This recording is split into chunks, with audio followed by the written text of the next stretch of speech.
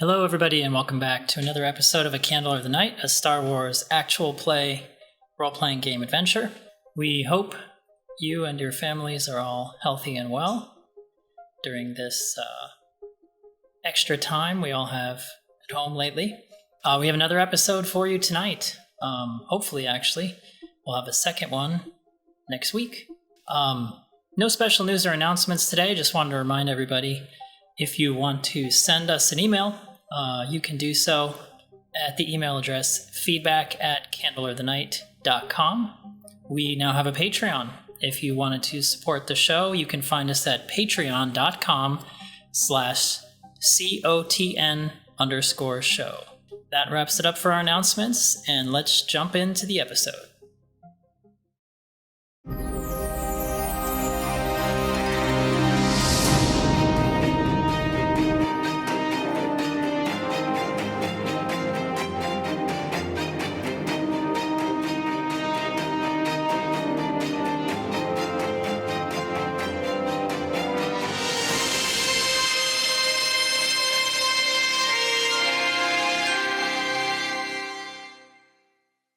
Why don't we roll a force dice, everyone? Time to construct our destiny. Ooh, Holy dark side. Hey, Kip, saving us. Welcome to, let's see, we are, we're on session 25 of A Candle of the Night. For news, let's see, we did roll our destiny. Lots of dark side points for the NPCs, thank you. And, we resolved conflict last time, if I'm not mistaken, right? Yes. Nobody has any conflict. And for the Krayt virus research, Yes. you are each of your chosen skill who are participating in this, and we are specifying that was usually Victor. Who else? Bior. And Kip. Bior. I'll help. Assisting. Yeah. I have blue dice. I'm looking for my skill. I have. So, Kip, you're rolling mechanics, a hard check. Bior, what knowledge base are you applying to this? Do I get an inventor for this? I guess medicinal skills. Oh, that's right. You're using medicine. He was using medicine. Yes, inventor does apply to this, Kip, so that counts.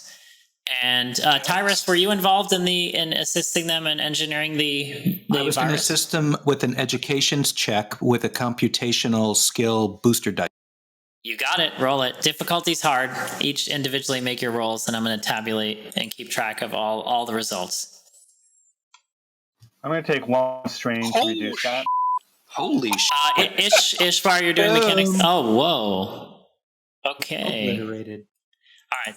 Okay, so you guys actually are working together as a unit and each contributing with your individual expertise to creating this virus that Victor masterminded in hopes to be able to infect the droid Krayt with a virus that will show him the pain, suffering, and debilitation that he inflicted upon your master. Because after all, what could be more Jedi-like than revenge?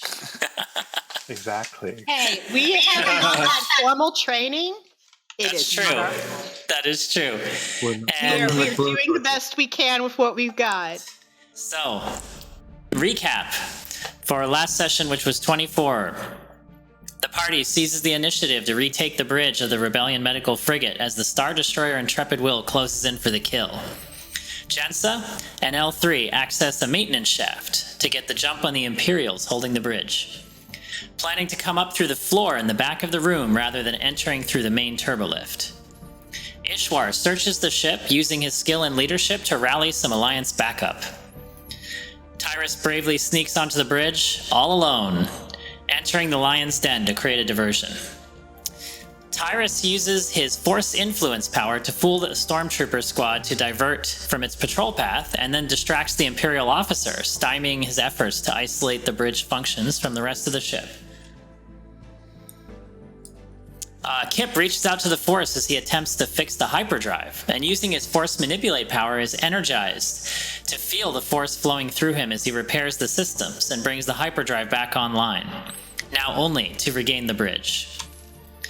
Jetsa comes up through the floor vent in a control room in the back of the bridge deck, rolling a knockout grenade right into this group of stormtroopers, decimating their resistance.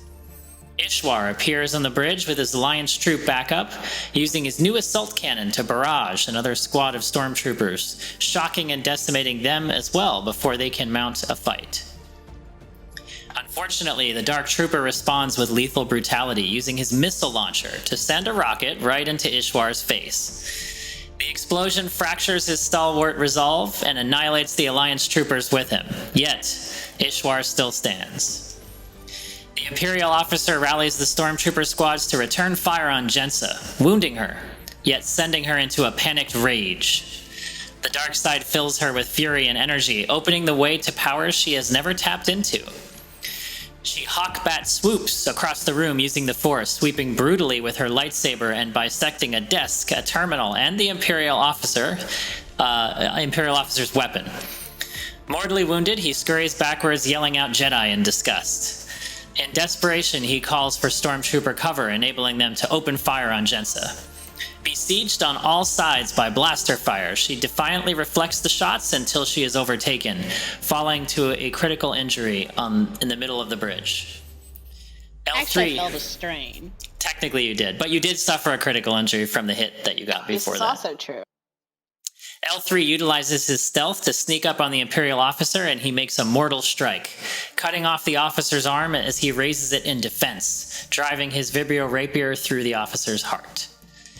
Enraged by seeing his new Force-sensitive comrade struck down, Commander Straith, falling back on his elite training, frees himself from his bonds and opens fire with a lethally precise series of strikes using his Nova Blaster pistol. He disarms the stormtrooper squad that took down Jensa and helps turn the tide. Ishwar decides to drop his new toy assault cannon and charges forward with his vibro axe and manages to cleave the Dark Trooper in twain in reprisal for the rocket. Before he can savor this victory, however, the stormtrooper squad nearest him peppers him with blaster fire, and he too falls in combat with a fierce Wookiee yelp. Kip heroically charges across the chamber through blaster fire, making a stand over his fallen Wookiee companion, releasing his carbine fire and defeating the last of the stormtroopers. As the bridge is reclaimed, Commander Straith calls for medics to bring the wounded Jensa to the medical bay. The party is commended for their exceptional heroism, and the medical frigate immediately jumps to hyperspace as the intrepid Will is left to rankle in the taste of defeat and embarrassment, its prize slipping maddeningly out of the Empire's grasp. Jensa, though fallen in combat, has taken a major step towards no longer running in the face of peril, and instead puts herself in harm's way to help others in need. This powerful lesson has led her down her first steps towards the light side, and perhaps put her in a position to better understand what it means to practice sacrifice and service like the Jedi of old. And that brings us to our current moment. We are actually in the medical bay on the rebel ship Tenacity. And at this point, I am going to let the remainder of the party talk amongst themselves for a moment, and I am going to ask Jensa to step into the Cone of Silence for just a minute. Into the principal's room. Shame. Shame. So, Jensa, you are unconscious in the medical bay. You really don't have any awareness of yourself at the moment. All you kind of are conscious of is darkness. You feel nothing but sort of an absence of light, and you're drifting kind of in this sort of state of oblivion in your mind. And suddenly you begin to see before you this intense, gleaming white light. It's extremely warm, and you feel it like the sun on your face, and you feel it kind of in your heart and in your soul, and you no longer actually feel really any fear. Whereas before, you might have spent a large portion of your life running from danger, being in terror, suffering actually a lot of ill will. For the first time, you feel a complete sense of peace outside of yourself. And in this particular moment, you're not really thinking of Jensa or what Jensa would be wanting to do or thinking. You're just sort of existing and enjoying the sense of extreme tranquility. Completely not afraid. A great emotion for her. And somewhere in like the back of your mind, you're wondering if this means you've died. And you don't seem to mind, actually. It's not a concern to you at this moment. The light you see before you, which is beginning to kind of come closer and engulf you, it feels so incredibly peaceful that you kind of just want to let go and let it wash over you. And as the light does wash over you, you feel no pain in your body anywhere. You feel no anxiety. You just feel this overwhelming sense of oneness with all things. And you don't really even think of Jensa. You've forgotten about Jensa. You kind of have this intuitive understanding for the first time in your entire life that all life is completely connected to each other, and you actually feel it in a very personal way, and it makes sense to you. And as you do that, as you experience that and that willingness to just sort of let go, you kind of hear a voice in your mind. And it takes you a moment to recognize it, but you think that maybe it was Alda's voice. And you hear it kind of boom across your mind, and it says to you, Jensa, do not be afraid. You have learned the first lesson that when I met you, I hoped that you would. I want you to remember this, that sacrifice, even in the simplest way, an act of kindness to others, is more powerful than you could possibly imagine. For the first time, you feel the Force. You aren't dead, Jensa. You are safe. It is not your time. You have taken these first steps onto a better future.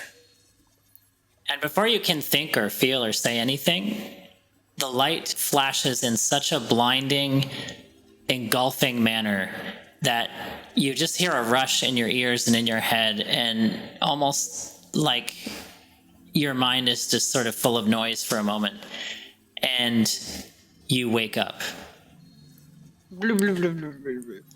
And as you wake up, the water from the Bacta tank is, of course, all around your face. You do have a breathing apparatus around your mouth and such, but you kind of panic as you come around, and you're like, why am I in the water? And I don't understand. Yeah. And there's another tank next to me with Master Nouen in it. And this is a good time for us to jump back into the other room, so because now you're waking up. Okay, and there are parts for Kip. Don't forget. Very cool. Yes. All right. So, what you guys, if any of, I assume some of you perhaps are in the medical bay with Jensa, or perhaps went to visit her. Are any of you there? We just were saying is we're not going to leave the bridge until we look around carefully and see if there's anything that would be financially or tactically useful. But then we're heading to the medical bay. Kip is specifically looking for parts that he can craft or mod weapons with, or functional weapons, as well as things that he can make armor out of. I'll leave the point of fact, to Kyrie. actually, we did that last session, and you harvested. Okay. Yeah, you harvested spare parts, so that's done. You already looted what you could find on the bridge. Yes. Those of you who chose to visit Jensa would see suddenly. Actually, the moment before you see her awaken, you feel, and Bior, anywhere on the ship in particular, you would feel this. You feel a rush of the same kind of internal warmth that you experience when you are using your force healing ability. It's so intense, it raises your heart rate to massive palpitations, and you feel almost this like rush of adrenaline through you. And it passes through you, and then it's gone. those of you who are in the room would actually see at this moment Jensa kind of startle awake in the Bacta tank, and sensing her returning to consciousness, the tank would trigger its sort of automatic protocol to empty the Bacta back into recycling and storage, and it would empty of fluid, and the medical team would come and pull her out of the tank and lay her on a gurney. Who's in the room? Who is in the room? Yeah, if I'm not there, I'm running there. We've all said as soon as we were done looting the bridge, we would definitely head to the medical bay, while at the same time they're all going to be looking for armor, for things to protect the humanoid. And Jensa, the first thing you see as you come awake, you do see Master Nouen in the Bacta tank next to you, and he has been in there for some time. You see an alert go off on his monitoring station, and the chief medical officer in the med bay actually looks utterly startled, as they were previously attending to you, and now that they kind of see you're okay, most of them leave and run over to his tank. Kind of as I'm I'm sure I'm stunned because I just had what happened happen. So I'm kind of coughing and sputtering and getting my bearings, but I definitely make direct eye contact at Bior and motion towards Master Nouen's tank. Okay, so I am in there. I assume you are. I don't know where I left off. You can be where you'd like to be right now. Okay, then yeah, I'm there. So I kind of respond the same way. I really quick. I do a super fast assessment. Jess, are you all right? Are you here?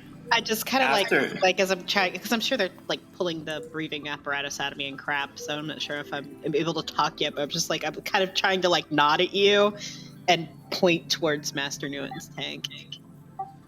That's when I turn around and I try to, if help is needed, I try to help out with the Master Nouen tank.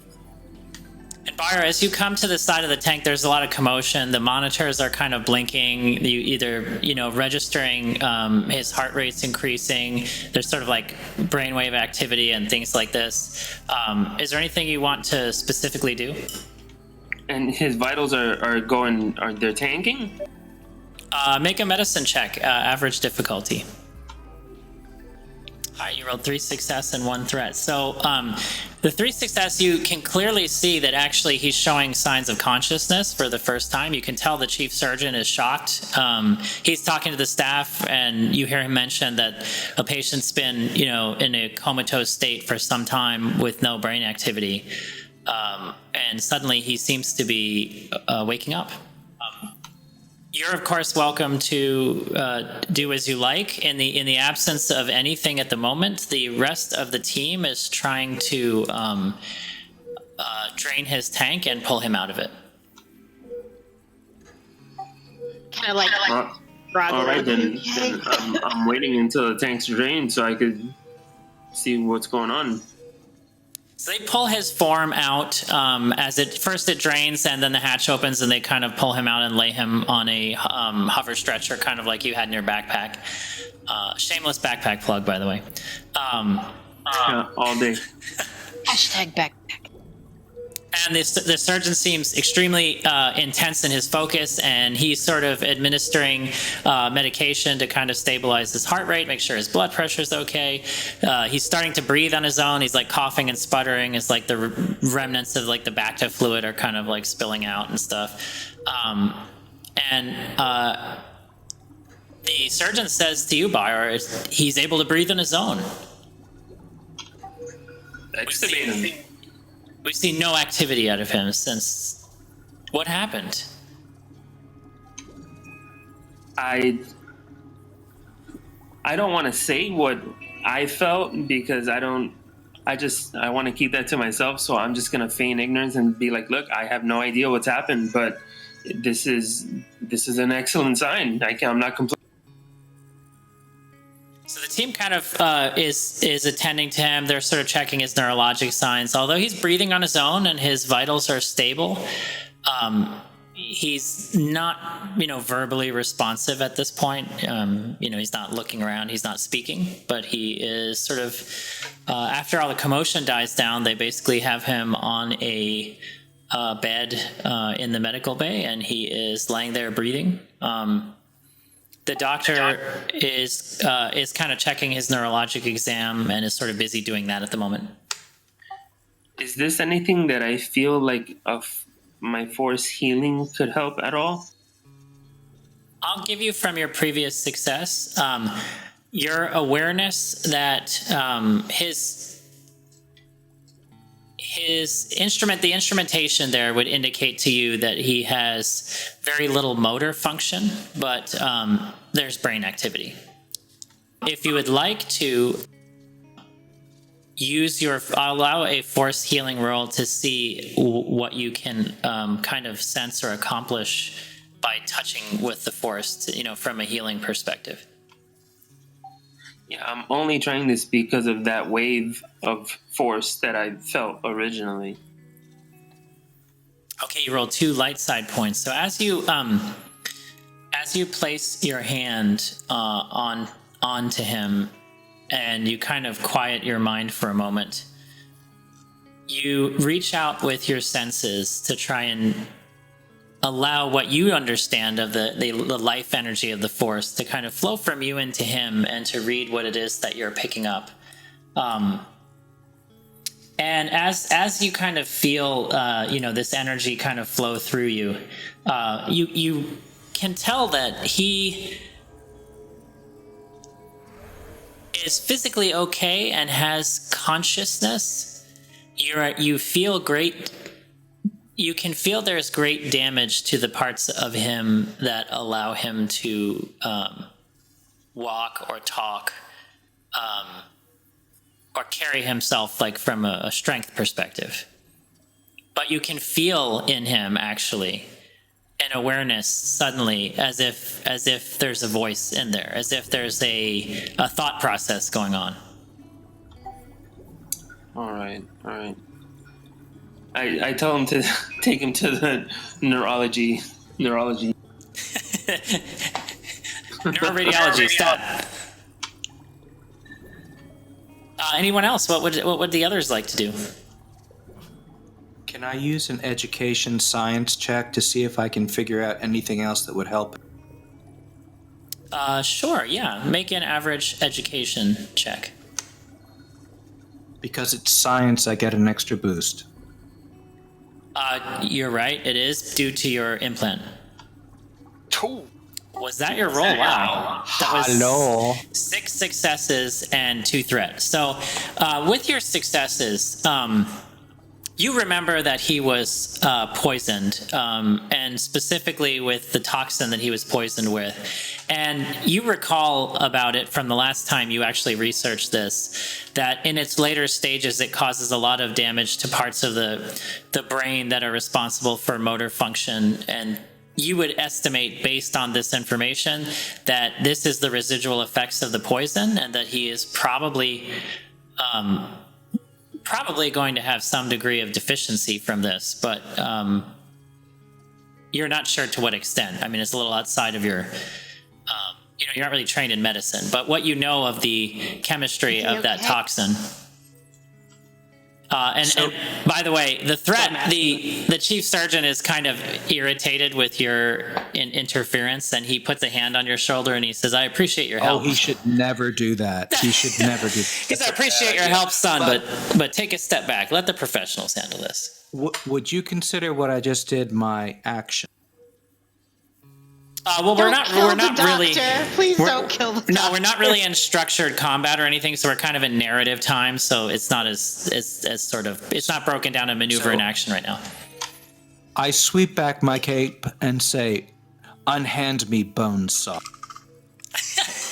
And then I would like to deploy my sense thoughts power, because I want to reach out to the master. I'm getting the feeling like this moment of lucid thought may be temporary. Tyrus, don't be so twitchy. Oh, coming from You're Jensen, telling me. that's Hold quite on. Oh shit! Yeah. Now it's on. Now it's on. I just laugh But at the doctor. I want to reach out to the master and try to say, we Well, be clear about afraid, and we need to know what to do. Well, remember, you are going to use your force sense abilities, so you're able to sense the current thoughts of the engaged target. So if you were standing next to him and you rolled a force check for your force sense ability, 1 pip would allow you to sense all living things in short range, and an extra pip would allow you to actually sense specific thoughts of the target. Is there any downside to rolling? If I don't get it, I don't get it. If you don't succeed, you try and just fail. I mean, nothing untoward would happen to you, aside from public embarrassment. Huzzah! Huzzah! 2 light side points, 1 dark side point. Your 2 light side points are sufficient to do what you're intending to do. And I soiled myself slightly, but it's okay. So as you have to stand very close to him to do this, and you of course would intuitively know that. So you step up to the bed. The surgeon's irritated with you, and you can see he looks over and is going to signal to some of the standing guard to come remove you from the room. And the guard look at him and shake their head no, like you can tell it's like they think you're an important person based on the events of the last half a day. And so they refuse to answer the doctor. And you walk up to the bedside. And as you reach out near his, you kind of intuitively place your hand over his head. And correct me if I'm wrong, but this is the first time you've actually specifically used this power. So you're finding yourself with this in a way. And as you do, as you kind of reach out, you feel his thoughts, but you hear it in his voice in your mind. And whereas you're not sure what you were expecting, you're a little bit surprised to be reading from him satisfaction. And the thoughts seem to be focused around pride towards a specific person, towards Jensa. And you're not sure what to make of that at all. And it was perhaps maybe not what you were thinking you might find. I think I was hoping for something a little more specific. Daddy, At this point, No. Please, Ishwar disappointed would- father figures are my stock in trade. Ishwar would start to usher everyone out of the room, like. By the way, do you share this with your teammates, or? I'm just asking Bior if he's okay and a raspy I was just out of a tank. It's like as Bacta juice is running out of your nose. Yeah. I have my hand on his slightly slippery, salty forehead. And I'm reaching out to ask him, for the first time in my life, I don't know what to do. I realized that everything that brought me to this point was dysfunctional and a lie. And now I'm with a group of people I don't quite know and don't quite trust. But they are the only thing that's going to separate me from oblivion. And I was hoping you could teach me what I should do. And in his debilitated state, this warmth towards Jensa, I am momentarily drained of color. And at the same time, I realize we must be heading in the right direction. So I turn to Jensa and I tell her of how proud the master is that she has gone past the fear and limitations and the terrible things that have happened to her, and she's launched a new chapter by engaging the positive parts of the Force to cut a desk and an officer's weapon in half. That's actually gonna startle her. Total And, narc. Yeah, like, I'm totally trying. Like, Ishwar is at this point trying to pull him away because Ishwar thinks they're weighing all these problems on somebody who's Overwhelming. in a fucking coma. Like, let him heal himself before you put more of your own problems on him. Like, I'm just going he to doesn't look even at know Tyra. the guy, but he's like, Tyrus "You just need to says, leave." throw rug, leave me be. I will initiate. Oh yes, by there's going to pulling be... him away. Oh man, guys. I'm going to choke up though. That would actually catch Jed to the back of the throat, and I'm not going to involve myself in the Wookiee trying to remove Tyrus from the room because I am just fresh out of a Baku tank, and that was very touching to her. She actually chokes up a little bit. She But looks a also, little Tyrus verklempt. doesn't resist. Tyrus doesn't resist the Wookiee. He accepts what's happening. For the first time in his life, he's not in control. He's wounded too, and he's just pulling you away like. The fact that a wounded Wookiee can drag me out of a room tells you a lot about my character. And then at that particular moment, you see Master Nouen's eyes kind of slowly open, and he looks slightly disoriented, but he kind of looks around the room. There's no real head movement or anything, but his eyes are moving, and you're not quite sure if he's like fully aware of what he's seeing, but he looks kind of between all of you for a moment, and then just seems to be staring kind of quietly. I'm just gonna not do anything and let the doctors do their thing. And Bior, possibly Bior, since he also seems to be well medically trained. So Jen says, there's sort of a scurry of activity between you because his eyes have just opened, and of course the doctors are all up in his face, checking him and everything.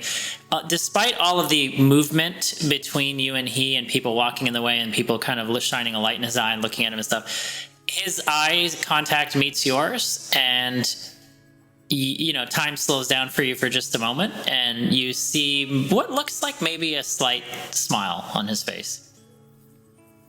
I'm going to smile at him, and then either there's some water droplets, possibly Bakwa, leaking from my eyes.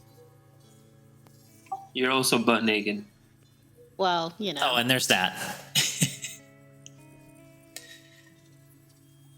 I assume it's like, when you have a baby and you just, the medical situation, you just don't care. There's like a split second where it registers you're naked, and then it's like, oh, okay, well, oh well.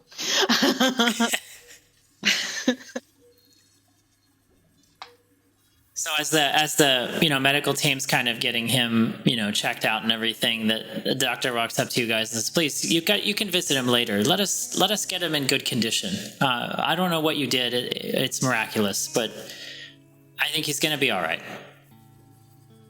Let's let him rest." And he doesn't look at you, Tyrus. He kind of seems embarrassed. When the doctor says that, I'm just going to try to get off the table like they meant me too. No, ma'am, please stay, please. And he puts his hand on your shoulder, and then he realizes he's kind of touching you and you're barely clothed, and he pulls his hand away for a second. And he's like, "Please, just lay down. You'll be okay to leave shortly. I've just got to check a few things." I'm just going to kind of nod and lay back and stare at the light for a second. The rest of you, shoot, go on. Wookiee stays because he needs medical treatment. Wookiee's like, there's like matted blood. Yeah, you see the surgeon kind of walk up to you, and he looks at you for a second. He grabs your chin, turns your face to the left and right as if he's kind of briefly surveying you in a cursory attempt to Jaw triage. falls off in his hand. Yeah, triage your injuries. and then you see his nose kind of wrinkle at the smell of burning fur, that kind of weird scorchy scent you have on you. Dislocated. There's a rocket sticking out the back of his head. And he snaps his fingers, and two of the lesser medical attendants come and usher you into the treatment area, and they pull a curtain closed. And Can I get a fist bump to Ishwar before he as he's walking past and try fist bump too? Sure. Your hand breaks under the force of his fist bump. He grabs your hand and shakes it because he doesn't understand. Okay, I will shake. He's one of those. And so as they kind of usher you out of the medical bay, and the door closes behind them, and you probably feeling a little bit of relief that your friends are okay, and more specifically that your master's okay. Kip, you receive a overhead page on the intercom to please report to main engineering. L3, can you show me where that is, please? Naturally. This way, please. I will follow L3. Okay. So as you make your way down there, when you arrive, you see before you a Nautilin. Not sure if you're familiar with what they look like, so I'm going to put an image of them up. And of course, I would like to clarify, when I put a race picture up, it doesn't necessarily indicate the character you're looking at, but it's just his general race, species. It's the Dread's guy, the Dread's tentacles. Yeah. Like Kit Fisto, the famous Jedi. But this particular individual has a bluish tinge skin, so he is they're an amphibious species that live on a very oceanic planet. Black eyes, long tentacle-like appendages off of their head. His skin is kind of an aqua color. And he's actually dressed in a sort of tight-fitting uniform with a lot of modular pockets and containers and things strapped to his arm. And Kip, you would instantly favor his style of attire because it's something similar to yours, although not quite as fancy as yours. And you see like the engineering team that you had worked with previously during the crisis is saluting him, and there's some talk going back and forth. And when he sees you enter the room, he nods his head up and his eyes go up, and he waves the others out of the way. And he says, "Kip, over here, please." How can I help you? He smiles, and he's very warm, actually. His eyes he cocks his head, he kind of looks at you. Maybe a little bit amused, not amused, that's a condescending word, but he's interested that you're so young. And he takes a look at your armor, and he seems to be impressed. And he extends his hand and smiles very warmly to you, says, "Pleasure to meet you. I'm Chief Engineer Moros. I'm part of the Rebellion Engineering Corps, and I heard about your accomplishments." Thank you. Where did you learn this, if I may ask? I'm just sort of surprised. You're, what, 16? Young for a hero. 15, sir. 15. Amazing. And yet, and he lowers his voice when he says this, and yet you're more talented than half of the engineers I've worked with on here. It would have taken most people days to fix that hyperdrive. Well, I was raised on, and then I tell him the core world, and Kalara Industries took me, gave me a scholarship when I was 5, and made me go through the academies. That's how I learned my skills. Well, I wanted to thank you and perhaps impart to you a gift. I always like to encourage a young, inquisitive mind, especially a gifted one. The Rebellion needs good engineers. Consider it a friendly challenge and a gift. And he hands you a data pad. Have a look at this later. It is, of course, classified information, but you've earned it. And let's see what you can do with it. Also, if you should ever be interested in picking up some extra work for the Republic Corps of Engineers, for the Rebellion Corps of Engineers, reach out to me. I'm willing to pay well for it, and frankly, there's a never-ending supply of work. And he hands you a data card with his contact information, including an ability to send a HoloNet message in an encrypted channel to him if you'd like. And he doesn't push the issue or anything. He just smiles at you and kind of claps you on the shoulder and then walks away and gets kind of back to getting debriefed on what happened in the last day. Kip wasn't really listening to the rest of it. When he handed him his data pad, he started playing with it. Okay, so as you turn on the data pad, you kind of see some, boring screens in the beginning talking about how this is classified military information and there's, penalty for distribution and all this sort of thing, blah, blah, blah. And as you flip through the various pages of the document, you see a series of schematics for a military-grade laser sight, which can be added to any ranged heavy weapon, and it intrigues you. Yes, I actually smile because I know exactly what I'm going to use that for. And you can see him look over to you like he's trying to make it seem as if he's not really looking at you, but you can tell that he is, and he seems satisfied, and he turns his back to you and talks to the others. Yes. Kip memorizes the information he sent about the holodeck, or the holodeck. The holodeck. his email address, basically. What was that dude's name from Star Trek that was always hanging out in the holodeck? Ensign. Barkley. Ensign Barkley. Barkley, yes. You're our Ensign know my Barkley. tricks. He had a droid. Oh, Lieutenant Barkley. It was Lieutenant Barkley. Lieutenant Barkley. Just so we don't get emails from the Trekkies. Oh, Okay, come so- on. You know the deal. If they're a Trekkie, they're not allowed to, say so in a Star Wars menu because it starts some kind of weird nerd fight. Okay, Lieutenant Barkley. So you actually have, and I'm just going to, out of character from a GM perspective, explain this. Kip has invested a lot into the concept of item crafting. And the way that I'd like to handle it in the game, there are some rules to support it, but I want to flesh them out a little bit. So in general, as awards or loot, you may find schematics for things. If you find a schematic, all you have to do is make a mechanics check to build it and have adequate time and tools to do so.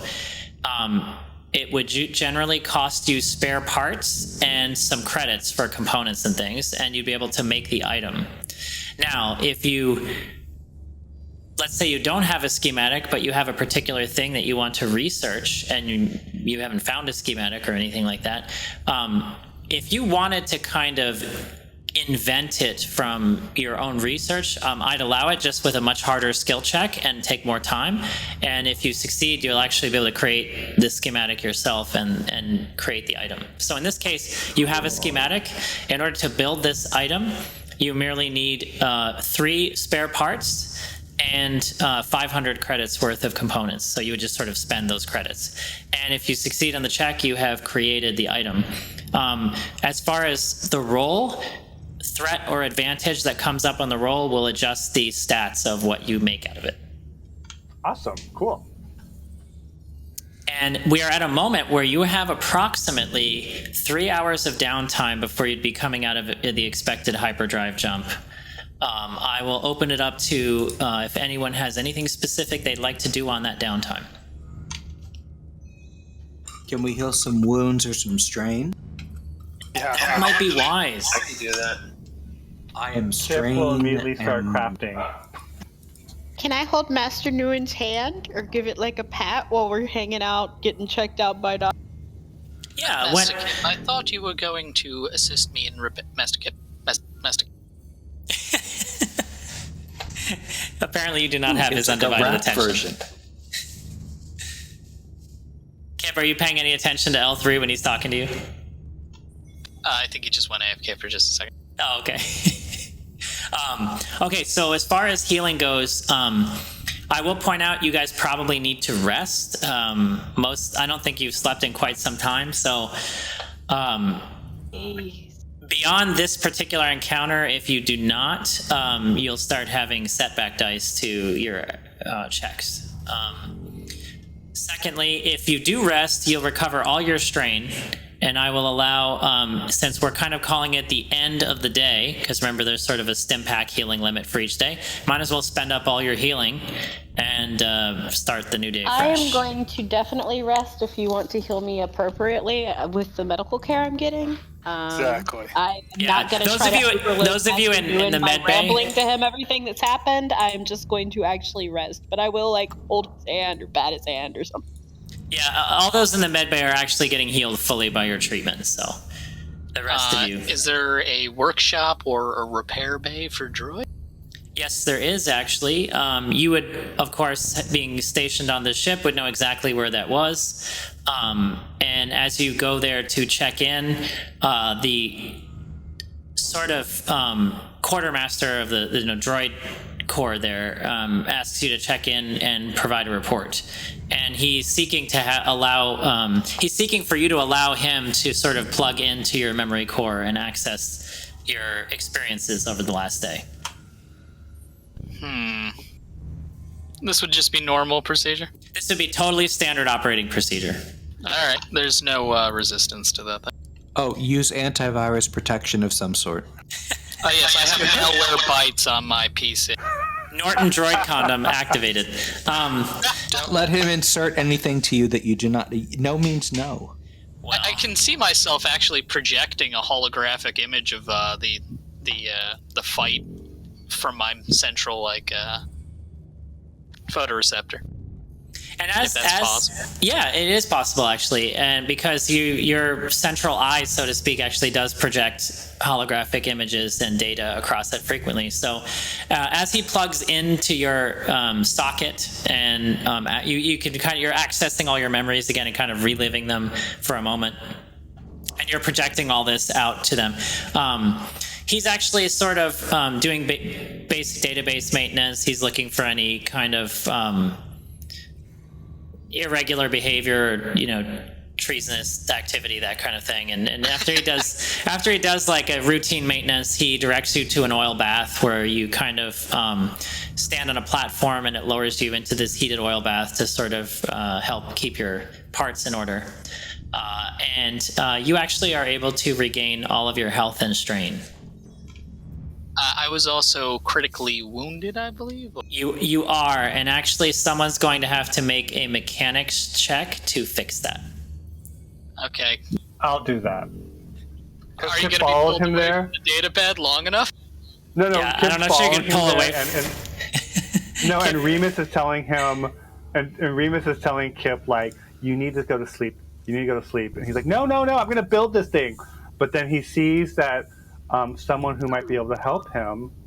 I understand, Remus, but okay, I will go to sleep. Let me fix the droid because he helped us, and it's only fair. And if he ever falls in battle, we want his parts, and we want them as good as possible. Remus, Did I hear any of that? make a I perception don't know, check. do you? Make an average perception check. 2 success, 2 advantage. You not only heard that, but actually the droid quartermaster heard that as well, and he looks back at you and kind of just shakes his head. It's an education in process. So, Kip comes over with his tweezers and he says, "Lie down. Oh, Does it his hurt?" tweezers. If a droid could look worried, like his blue main photoreceptor goes to the quartermaster, goes to Kip, goes to the quartermaster, and then goes to, and then finally just nods and it's on a repair bay table, I'm guessing.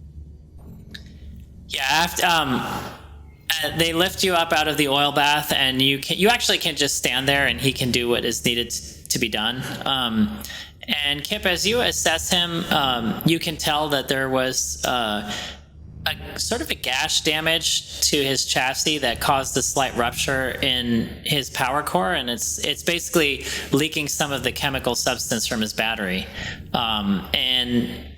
You feel very confident you could repair this easily. Given that it's a severity of 2 on the critical injury, it's only an average mechanics check to repair. Do I get any boost dice from Inventor, which is when constructing new items or modifying existing attachments, I can add boost dice? Okay, go ahead and do that. I can do that? Okay. I'll let you do that for this, yeah. Okay, and then Remus will insist on helping me, which is another boost dice. I'm like, okay, sure, whatever. Yes, I said, he did help us, and like I said, if he ever falls, we can repurpose him. Oh, interesting. Jesus. Okay, so That's interesting. that is interesting. So you rolled 1 failure, 5 advantage, and a triumph. Now, the failure means that you're unable to repair the critical injury, which is probably slightly... I don't know, how would you feel about that? Would you be embarrassed? Would you be frustrated, angry? Be ashamed. I would be angry, actually. Okay, yeah. And how would you visibly display that anger? I'm just curious for your character. He would clench his teeth, and he would start blaming everyone else around him. And he would bark like a dog. So Now, typically when a check is failed for removing a critical injury, it cannot be attempted again for 1 week's time. However, however, in this case, since you're in a central repair facility, if you are willing to, you actually don't have any money yet, do you? Or you do, I have right? 15 credits. Oh, you. So if you would deduct 500 credits from essentially consider it deducted from your hazard pay, they would fully repair you here. I will do that. All right, you go ahead and make the necessary adjustments to your inventory. And the droid quartermaster looks at you, Kip, for a minute, and he says, "Please, organics don't understand these things." And he pulls. If you hadn't crowded me, I would not have failed. You're up in my business. I will take my leave now. You don't understand my genius. Humans. And he goes and he starts working on you, L3. And you look at Kip and you're just like, sorry. And he Kip glares at L3. His fault too. I am a very unique model. It is understandable. I'll show you. Kip, I do want to acknowledge, though, your 5 advantage and a triumph. The next time you try and repair him, you're so insulted in a way at being bested by this seemingly trivial thing to you that you spend time in the intervening period like studying what you've observed of his morphology and function, and the next time you have to make a similar mechanics check to repair him, you get 2 boost dice. Thank you. I'll put that in my notes. Is there going to be a next time after that display? Oh, I have a feeling there will be. There will be. If he has to engineer... I'm sorry, he's not saying this out loud.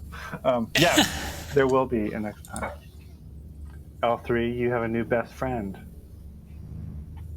I think it's in called a creepy stalker. kind of way. in a totally... L3 is going to go into Kip's little cubby in our engineering bay. L3, you're going to find like inner schematics of yourself pinned up on the wall. That's exactly. It's going to be like you like showering or like getting out of the oil bath. It'll be pictures like that. Oh, joy. Instead of the naked picture, it's like his schematics. Right, exactly. I thought a droid could be the most non-sexual thing there is, but proven wrong yet again. By the way, I just want to say, if you look in Discord, Tyra said, "Why does it sound like there's a bit of Blade Runner Malignant porn playing in the background?"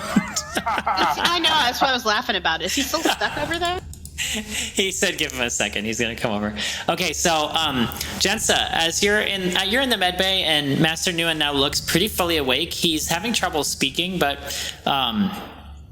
he when the commotion dies down, you kind of reach over and grab his hand, and he squeezes it back, and he looks at you and kind of nods, and he opens his mouth to speak, and at first nothing comes out, and you can see him like trying again a few times, and he manages to speak, and he says, how do you feel?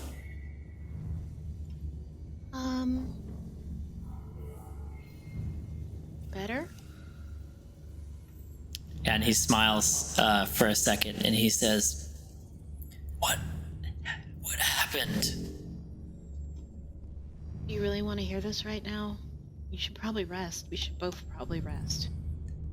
He looks at you with a serious look on his face and just nods yes, like he wants to tell him. Then I say, well, I'm sure you know now that your medical assistant droid tried to murder you.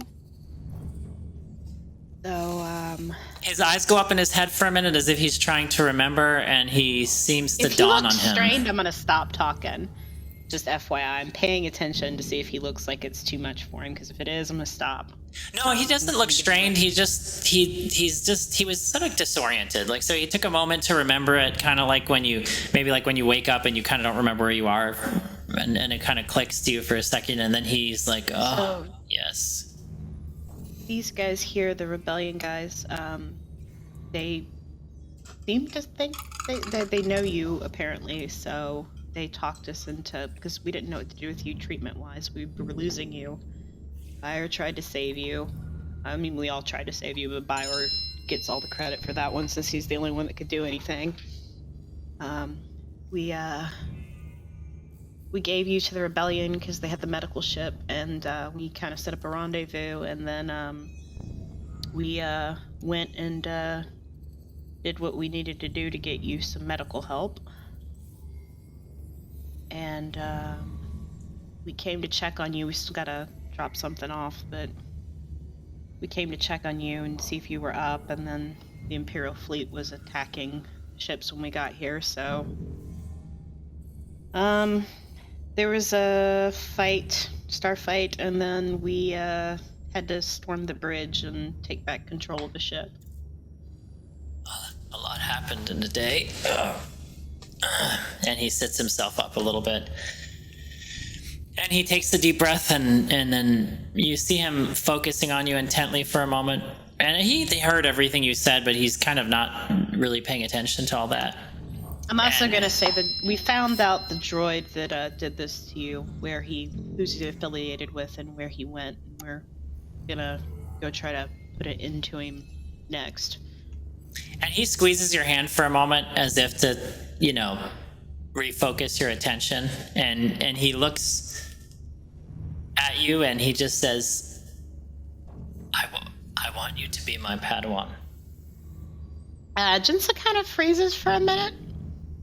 And she kind of goes slack-jawed for a second, and then closes her mouth again, and I would be honored.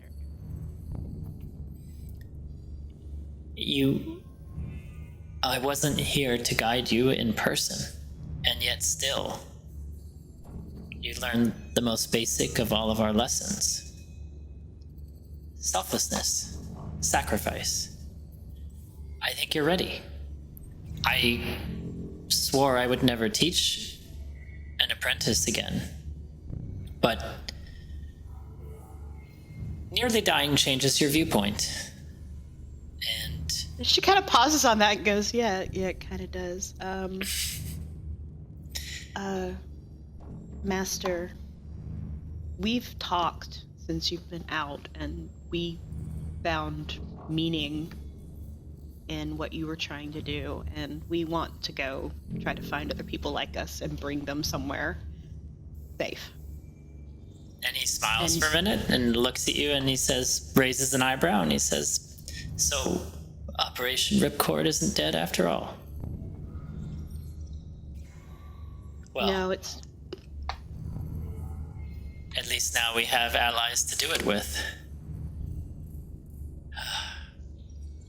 I really think Tyrus needs you a lot more than he lets on, too.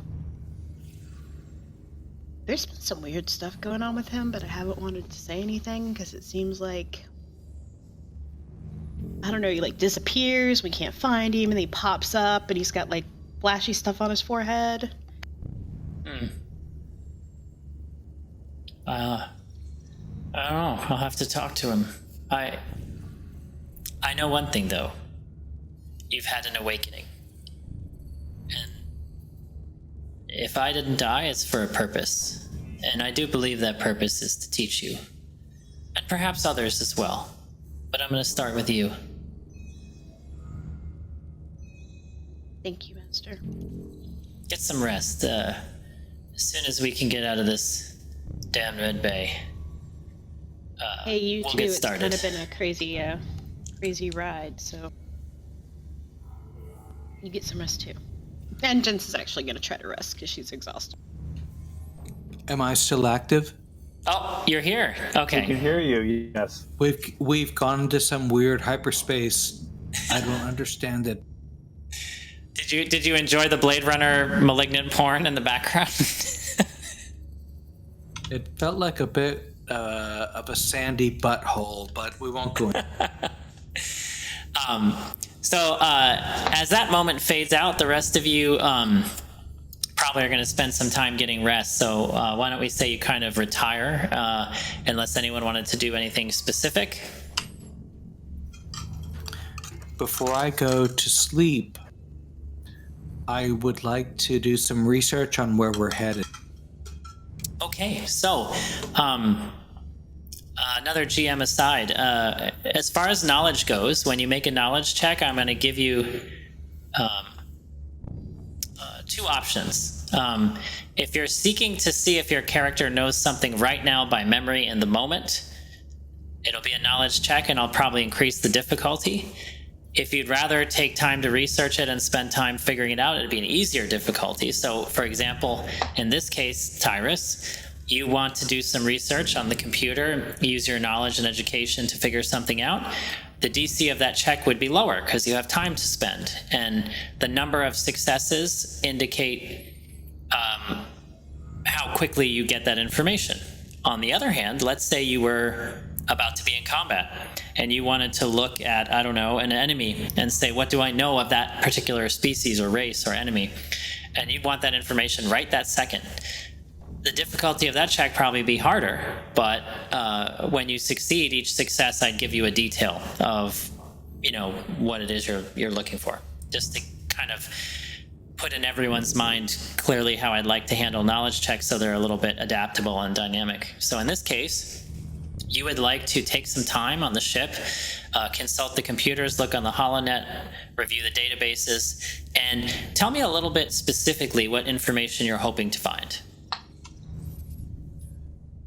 In my world, there was a Davos of the galaxy, which was every leader, every power was invited to a moon planet, the Sojourn, which was simply known by those who know. If you ever talked of it, if you ever even spoke of it, you would be killed instantly. So it was really this ridiculous concentration of power, and it was destroyed in its entirety by the Republic.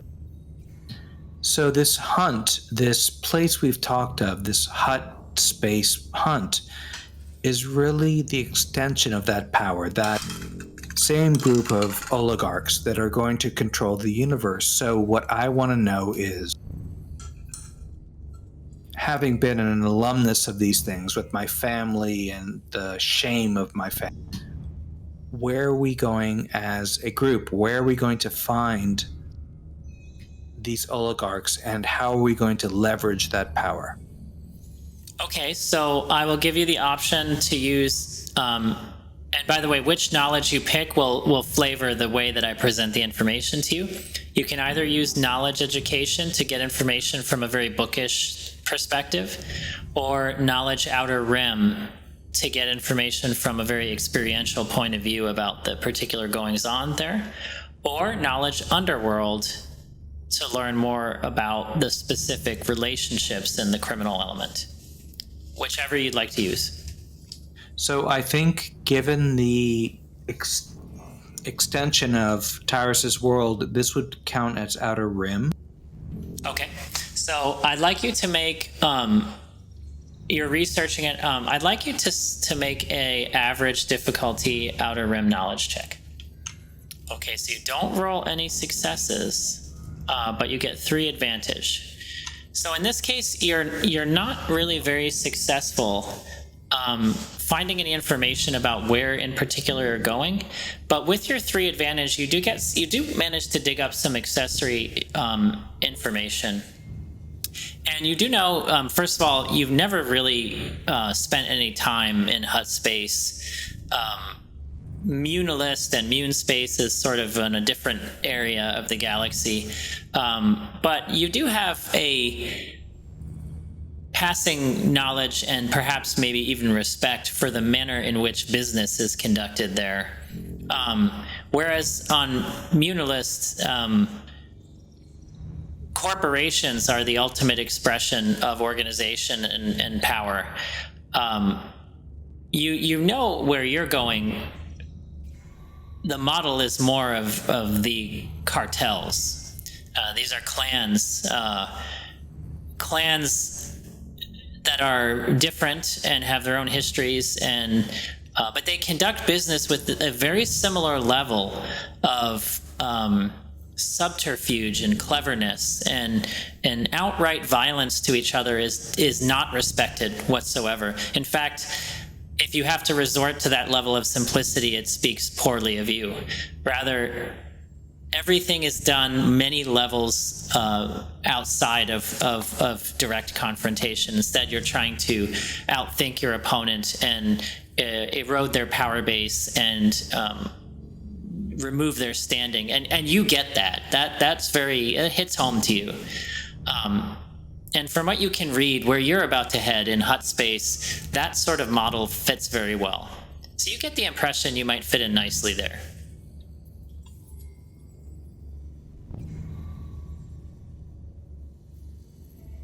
I'm more intrigued by who might actually be attending. Unfortunately, you are not able to get any information. Perhaps it's too closely guarded to be easily searched for. And Is there any way you can mess around with that holocron? You could, as a matter of fact, because your ship, the Errant Seeker, is in the hangar bay. You could go down to the ship and take a moment to yourself and sit down with the holocron.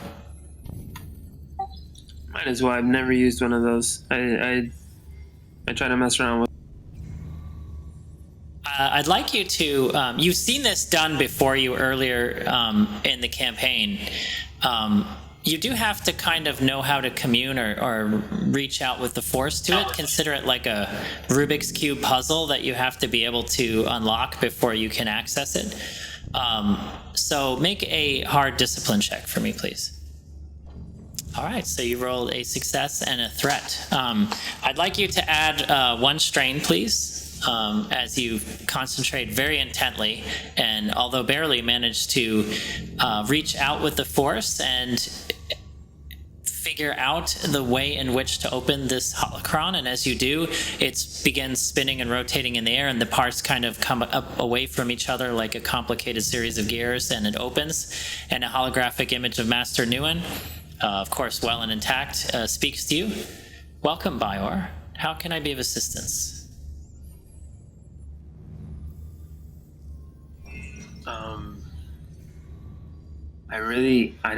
I don't know, Master Nouen. I mean, we have you here in person, and you're not the same anymore. You have and I have revived me. I just fear you won't be able to recuperate as you were. If that is to be, then I trust that it is the will of the Force, Bior, and you should as well. At least I am still alive. I mean, I also have questions about this lightsaber. I don't fully know how to use it, or different techniques that I could employ, and I was wondering if I could learn these things here. Let us inspect your weapon. What do you know of it already? All I know is that its name is Sirocco, and it tends to get worked up when I get worked up. Sirocco. I am not familiar with that name. Present the weapon, please. I pull it up. I show it to him. Ignite the blade, if you would. Oh, I definitely activate it. And as you do, the scimitar-shaped sort of plasma fire blade ignites, and he looks a bit surprised for a second and inspects it carefully, and you can see the hologram of him projected from the holocron walking around you in 360 degrees as he's inspecting it from all angles. And he takes note of the crystal, which you can see visibly in the hilt, kind of glowing orange in the center. And he wouldn't know what it's called, but you would remember, Bior, because you were there in the vision, that the crystal inside it is known as the Ember of Aranth. So you would decide whether you would share that information with him. Oh no, definitely, yes. I tell him all about the vision. You dream tell him about the vision itself that you shared. Yeah, and about the stone, definitely. Yeah. And he considers it for a moment, and he says, "Curious, you and a fellow companion shared this vision together." Yes, I can't explain it. Well, what you saw was Korriban. Korriban is the most ancient birthplace of the Sith. There was once a race, a species there known as the Pureblood Sith, and they were the founders of what we now know as the Sith Order. It seems as if whoever was carrying this blade before came across this Ember of Aranth, which, although I don't claim to be an expert in this, there are some in the Order who were archaeologists, if you will, and were fascinated with ancient relics of power, but to many it was little more than a fairy tale. But there was reputed to be 5 particular crystals known as the Embers of Aranth.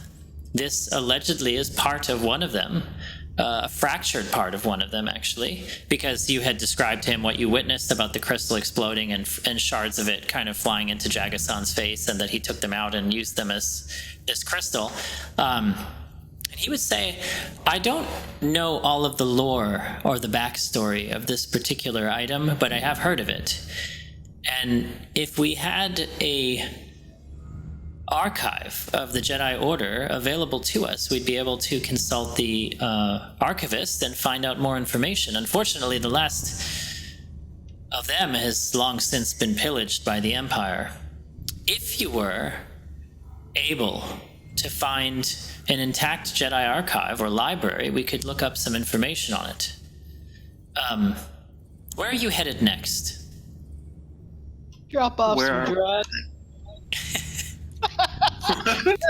Let's just say we're heading to Hutt Space. All you have to do is say we're heading to Hutt Space. We're dropping a bale of hay in the Caribbean Bay. It's fine. I just mentioned Hutt Space. And he says, dangerous place, Bior. Have you been there before? In my past, I've been there a couple of times, once or twice, you might say. Well, there are various temples scattered across the Outer Rim I could direct you to, but none of them are convenient to this immediate location. The most famous of which was probably that of Ossus, but it's not really, at the moment, convenient to you. If you are heading to Hutt Space, well, on the one hand, you would be under the sphere of influence of the cartels, particularly... None of them particularly are interested in ancient relics or Sith sorcery or Jedi artifacts, but there are rumors that one of the cartels is in league with the Black Sun, and there is a very well-known criminal, frankly, who has a passion or a fascination with antiquities, particularly antiquities related to Sith and Jedi history. If you are feeling brave, you could seek this individual out, but I would caution you, it's going to cause you to rub elbows with an element that is undesirable, to say the least. And is this person that you trust this person? Oh, most certainly not. He's a mobster. The Black Sun is one of the more dangerous power syndicates in the galaxy. You know, in fact, they're really not at all traditionally aligned with the Hutt Cartel, but one particular cartel, unfortunately, has had to rely on the Black Sun to provide muscle. The politics of the Hutts had fallen unfavorably on one of the Khajiitics. And by the way, Khajiitics were the clans, the various Hutt clans. One of these Khajiits had to rely on the Black Sun for muscle, and in so doing had become indebted to them. And this particular Khajiit is, well, for better or worse, married in business to this Black Sun individual. The man you'd be looking for is known as Dan Duquesne. You may hear him called Dashing Dan Duquesne amongst some parts, but he's an interesting fellow. He's a Zeltron. He's very cultured. He's also very ruthless and cunning, but he has a weak spot for collecting antiquities, and if anywhere in Hutt space may have some access to Jedi information that has not been pillaged by the Empire, he's a good place to start. But I wouldn't tip your hand too much in the beginning as to what specifically you're looking for. You might inquire as to merely an accessing of where you could find a Jedi archive. If he knows what you carry, he might be interested in it. That sounds a little dangerous there, Master Nouen, but... Make no mistake, Bior, you're going into a dangerous place. I don't know if the rest of us are I don't know if I want to drag these people into that. I would have to... I don't know. Somehow, I think having access to ancient information of the Jedi and removing it from the clutches of criminals might be of interest to other Force sensitives. You have a point. I cannot advise you as to whether or not to do this. I can merely provide you that as a lead. Should you be heading to other areas of the galaxy in the future, I could direct you to specific Jedi ruins that you could explore. I will definitely consult you on wherever we're going, Master Nouen. Thank you. Oh, and Bior. Yeah. There are rumors that Mr. Duquesne himself was a failed Padawan. I don't know if these are true, but they speak of how he never quite hacked it in the Order, and his ongoing passion for collecting these antiquities is an extension of that. It's good to know, Master. Be careful, Bior. Good luck. Always. May the Force be with you.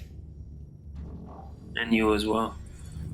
And the hologram disappears, and the holocron reconstructs itself and lays back on the table. I don't know, man. I try to process all that I was just told. So, why don't we say now everybody kind of gets some rest. We're gonna say you get a essentially equivalent to a night's rest to get some hours to sleep, regenerate, and regain your strain.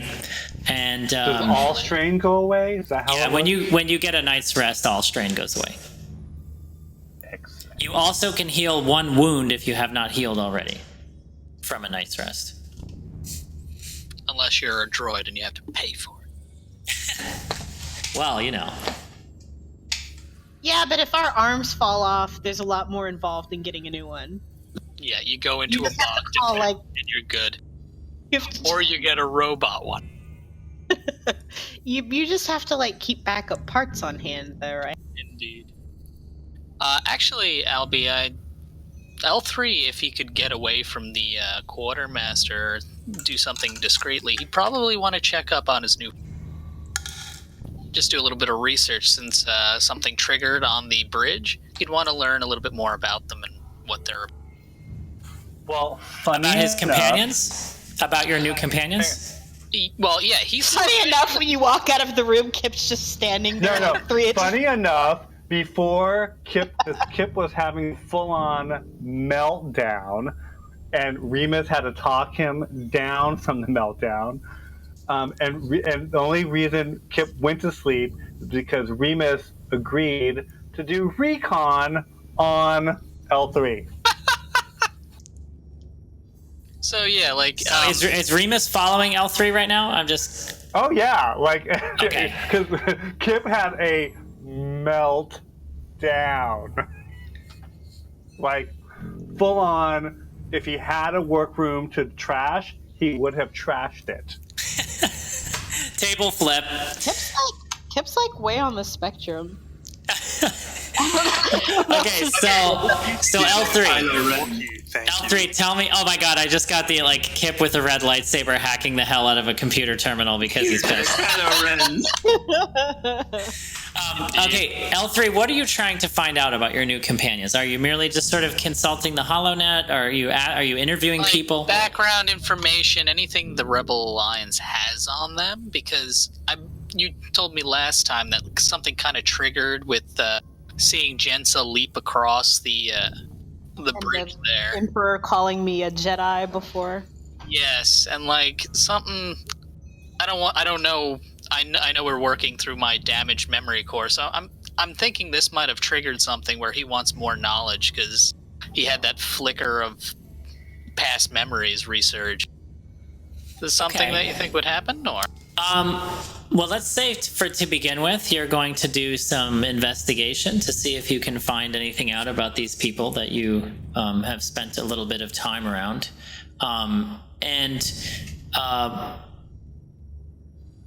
First, make for me a... are you relying on the HoloNet, or are you speaking to people who were present on the bridge, or what is the method through which you're going to... L3 is built for social interaction, so I'm thinking he would maybe casually mention, like, conversation topics about the mercenaries that seem to have saved the day. Try to get information that way before heading to maybe the ship's data banks to see if there was anything on their contracts or whatever before this point. Okay, so let's say you're going to... I'm going to have you actually make an untrained charm check of average difficulty. I thought I was being deceptive because I was downplaying my interest and just asking questions.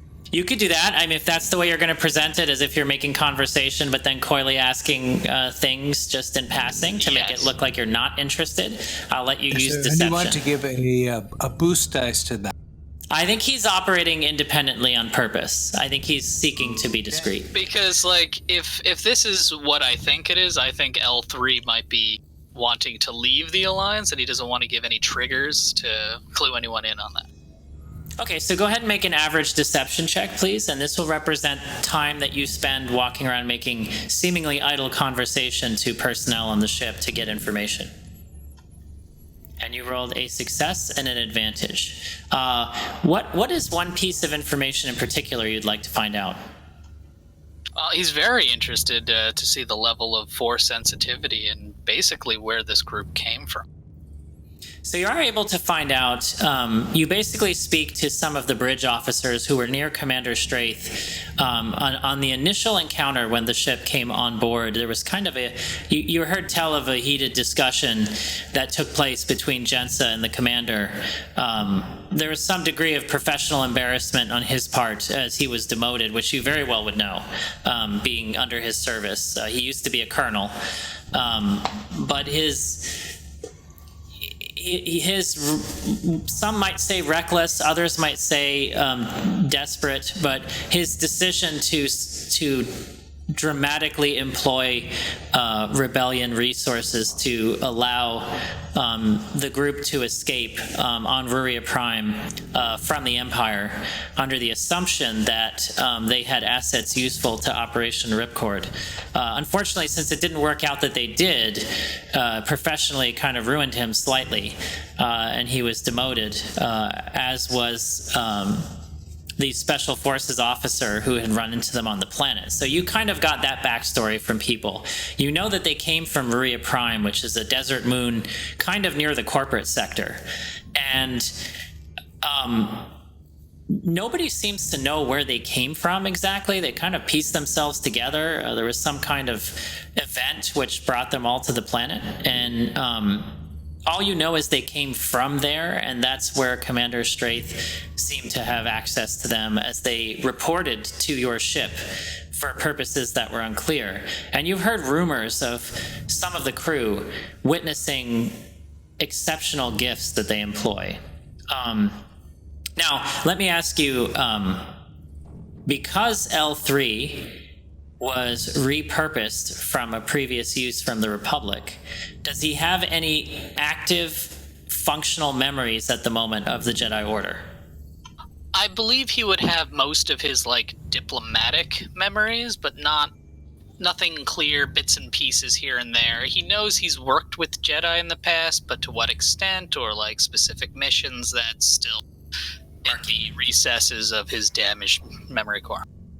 Well, then you would hear enough to be certain that these would be the first anything approaching a Jedi that you've come across in the time that you've been reactivated. You would be intrigued, and you would know enough to conclude that they are gifted in the Force. But you would also know enough from some of the officers that you are discussing that these people don't conduct themselves like Jedi.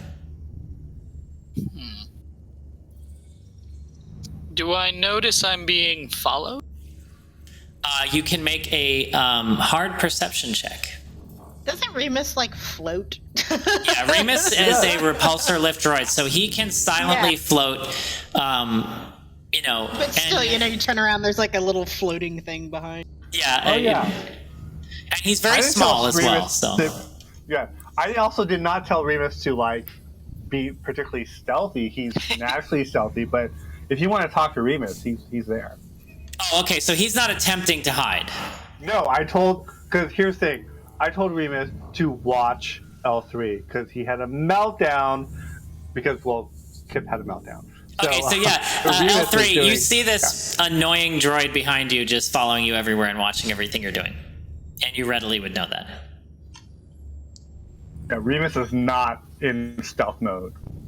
He doesn't have it yet. I like how he was described as annoying. Perhaps no, I don't think he's annoying. I'm just saying perhaps to you at that moment as a fellow droid, conducting himself on serious business would find this chaperone to be irritating, probably, if you even feel irritation. Normally L3 would act with utter indifference, maybe a little curiosity as to why the droid would be following him. However, as he's been constantly reminded by Kip, this is the instrument in which would be receiving all his spare parts if he were to explode. So you can actually see a little red bleed into the normal, calm blue of his photoreceptor as he locks on to this other droid, and he almost tilts up his chin, kind of. Is there something I can assist you with? And he says back to you, no. Is there a reason why you're following me? It is my instruction. Given to you by the human child?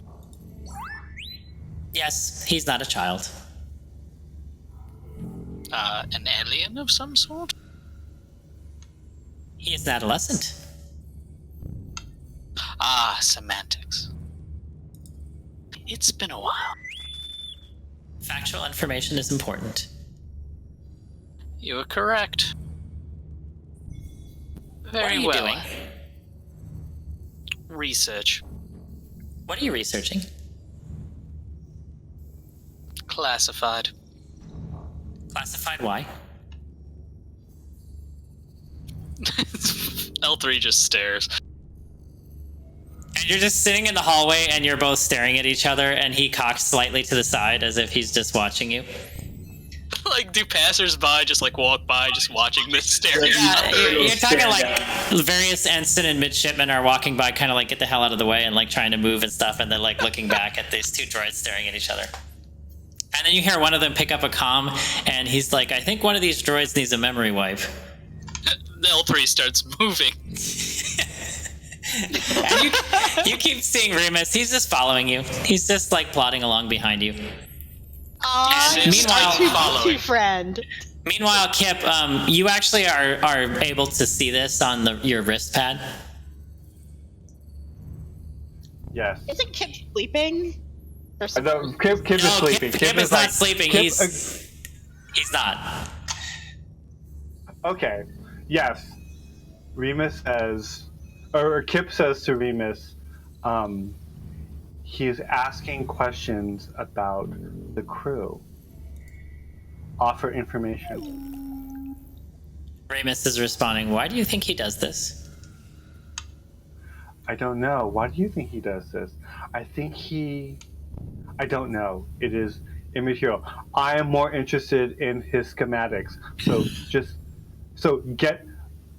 If you talk to him, make sure he's moving while he's talking so we can record his movements. And he So get starts him to to move. actually... You see get him to talk. a little red indicator in the bottom that he's starting to record the footage. Excellent. Yes. I need to see his movements. I need to see his morphology. I need to say, I will not fail again.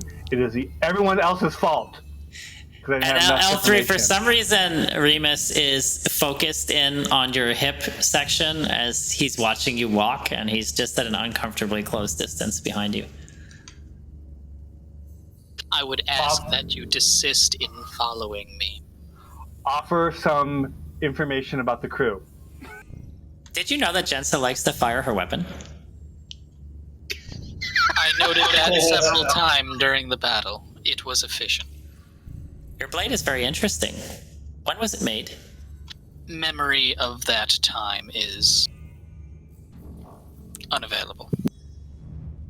Perhaps if you would allow me to access your memory core, I could help you figure it out. I cannot allow that at this time. So you can tell that he's peppering you with seemingly unimportant statements and trivial questions, and you're beginning to conclude that he has another agenda.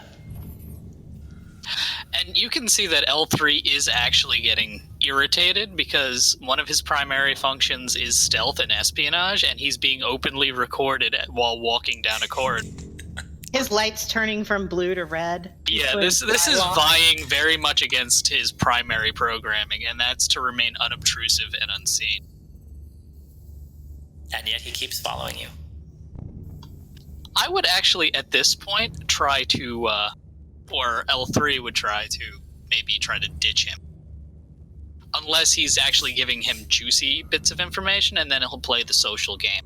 No, you can totally feel like these are unimportant, trivial things that you would have readily observed yourself. So But yeah, you I haven't would probably asked try to him stealth anything. away. Okay, make a stealth check. Since he's following you closely, it's going to be a hard stealth check, and you'll have to explain how you're going to lose him. Let's see if I first accomplish it. Hard is 2 or 3. 3 purple 3 dice. purple. Well, if you think of something clever, I'd give you boost dice. But you already rolled it. Yeah. I ask you because if you think of something particularly interesting or clever, I'd give you boost dice or, for it. Kip sees the terrible attempt to try to ditch. Even Kip recognizes what L3 is trying to do, and then Kip says, "Tell him about Jagathon and the Red Sun." So Remus actually starts volunteering information readily to you in a almost excessively verbose fashion that Kip had been a semi-unwilling prisoner of a criminal syndicate for some time, and during that time he learned a great deal about the operations of maintaining and repairing starships and equipment. And Jensa shot this guy in the back when they were on Ruria Prime and took his weapon, and then Bior and Jensa fought, and when they fought, Bior pulled the weapon out of her hand, and now it's Bior's weapon, and Jensa thinks that maybe he's tainted by the dark side, and he just goes on and on and on about all of these things that you have not witnessed. While trying to get my foot out of a little niche in the turbo lift that I was trying to get into and failed. Apparently the officer who was getting on didn't like droids and closed his... Quickly press the close door button. No. Yeah. L3 would be taking all of this in.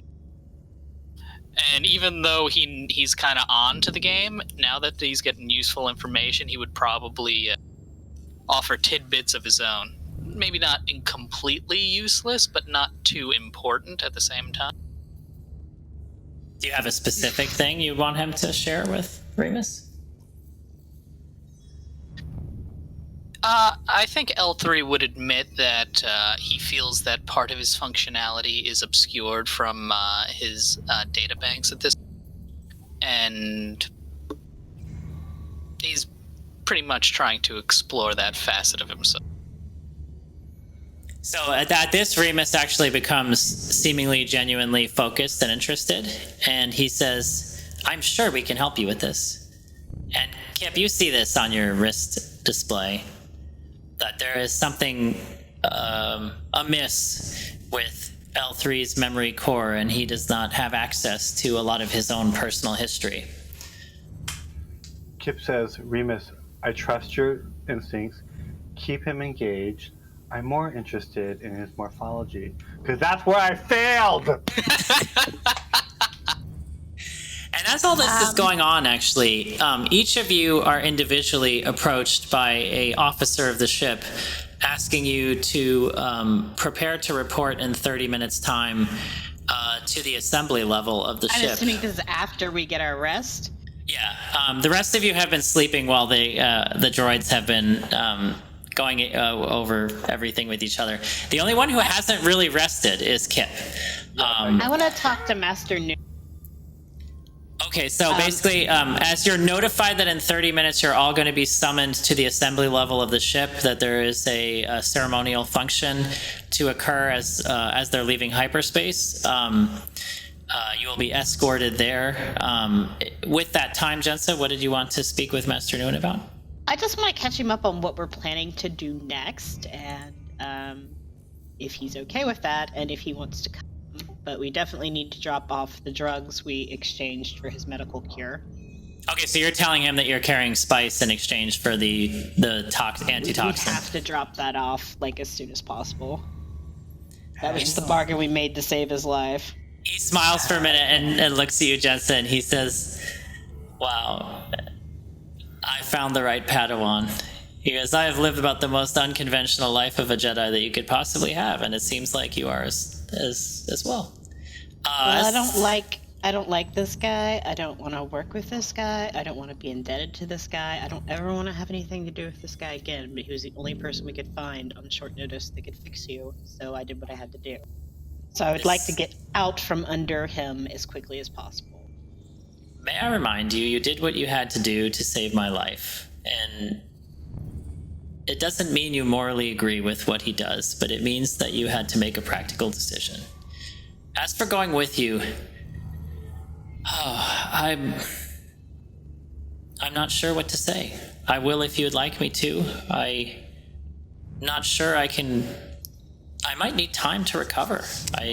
Master, if you want to find a planet that we can bring Force-sensitive people to you, that would be great too. If you want to rest and do that, that would be awesome. I mean, you guys never found a place, right? I need to see to your training.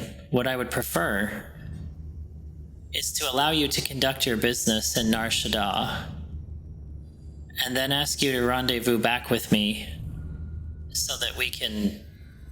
You've been gallivanting around too long without education, and I'm afraid that the more you learn on your own without guidance, the more likely you are to slip and go in a direction I would not like to see. Yes, Master. So, maybe, since I am not exactly in a fit condition to accompany you and I would merely be a liability, attend to your business in Hutt space. I'll be waiting here with the rebellion, and then we can go off on our own way when you're done.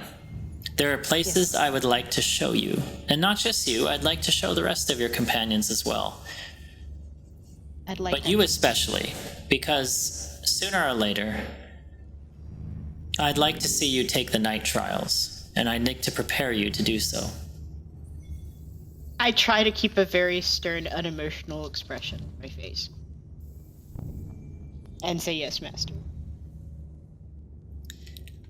In the meantime, I've got to I'm not sure I can walk. You mind wheeling me in a course hover I can. chair? Get up. Get up and get a chair for him and help him get into it. So you find sort of like the repulsor lift kind of hovering equivalent of a wheelchair and sit him in it. You guys kind of get dressed and put together. As the time... my jacket! Oh, man! Where is that jacket?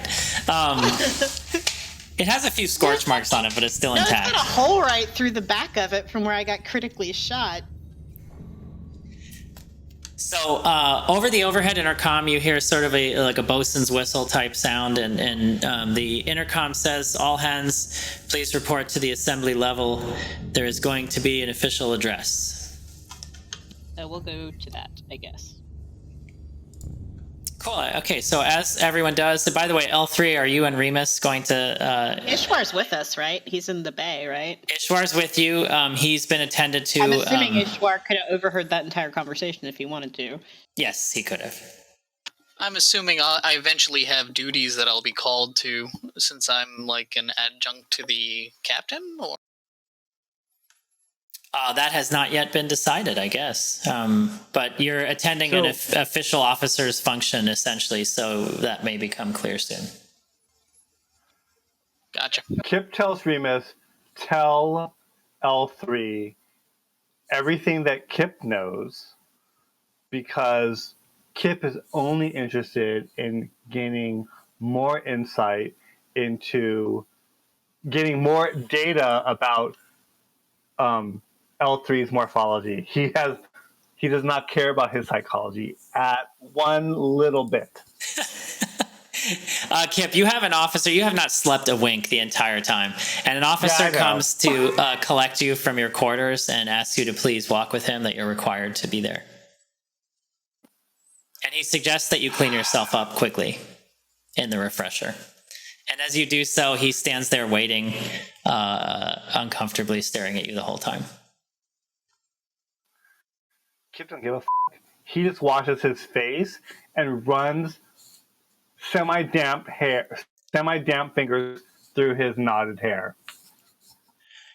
And as he escorts you, you all convene onto a deck of the ship you haven't been before, but there's basically like a large auditorium.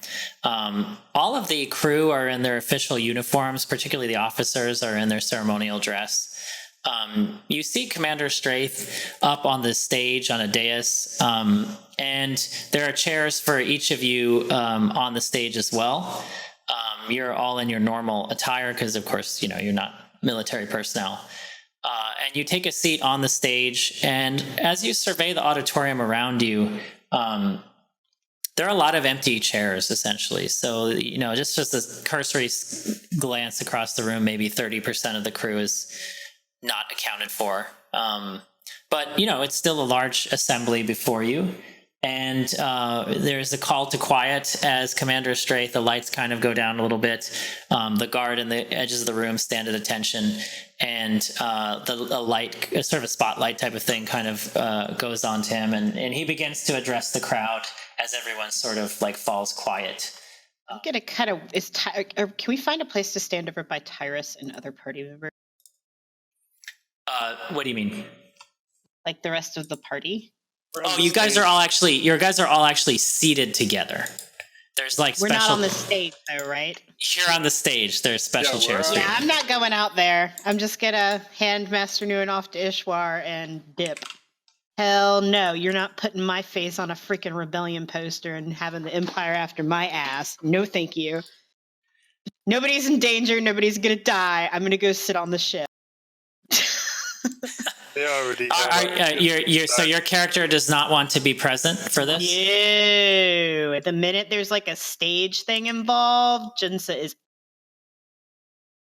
She realizes that the Empire called us out by the name of our ship, right? I don't want to keep this ship anymore now. Okay. But what I don't want to be is these are, great heroes of the rebellion, rah, rah, rah, rah, rah. Because somebody on this ship secretly works for the Empire. I guarantee it. Or they're going to talk to someone who secretly works for the Empire. Their names are out there. No. Okay, so Jensa leaves the auditorium and the doors are closed behind her and she goes privately on the ship. Remus takes her space. The rest of you are sitting on the auditorium, and Commander Straith actually casts a look across the room and seems kind of perplexed. And, maybe a little disappointed look comes across his face, but he moves on. And he addresses everyone, first kind of announcing that, due to the events of the last day or so, that they have come out unscathed from a treacherous and dangerous fate. He also announces that effective immediately, Lieutenant Kiara Jeth was released from the brig and no longer going to be court-martialed for her actions, so she's returned to active duty. He also announces that the Rebellion Admiralty or Navy is reinstating him as colonel again, and he'll continue on his post on the Tenacity. And as he turns to you guys, he said, before we conduct any further business, I actually would like to take a moment to recognize our guests. And he pulls out like a case, and as he opens it, he says, I would like to award each of those present the Mantuian Medallion of Bravery. And he begins to kind of announce what it is. But he says, this is an award by the Alliance military, awarded to those military officials or support personnel of the Alliance for exhibiting exceptional bravery in the face of the enemy forces.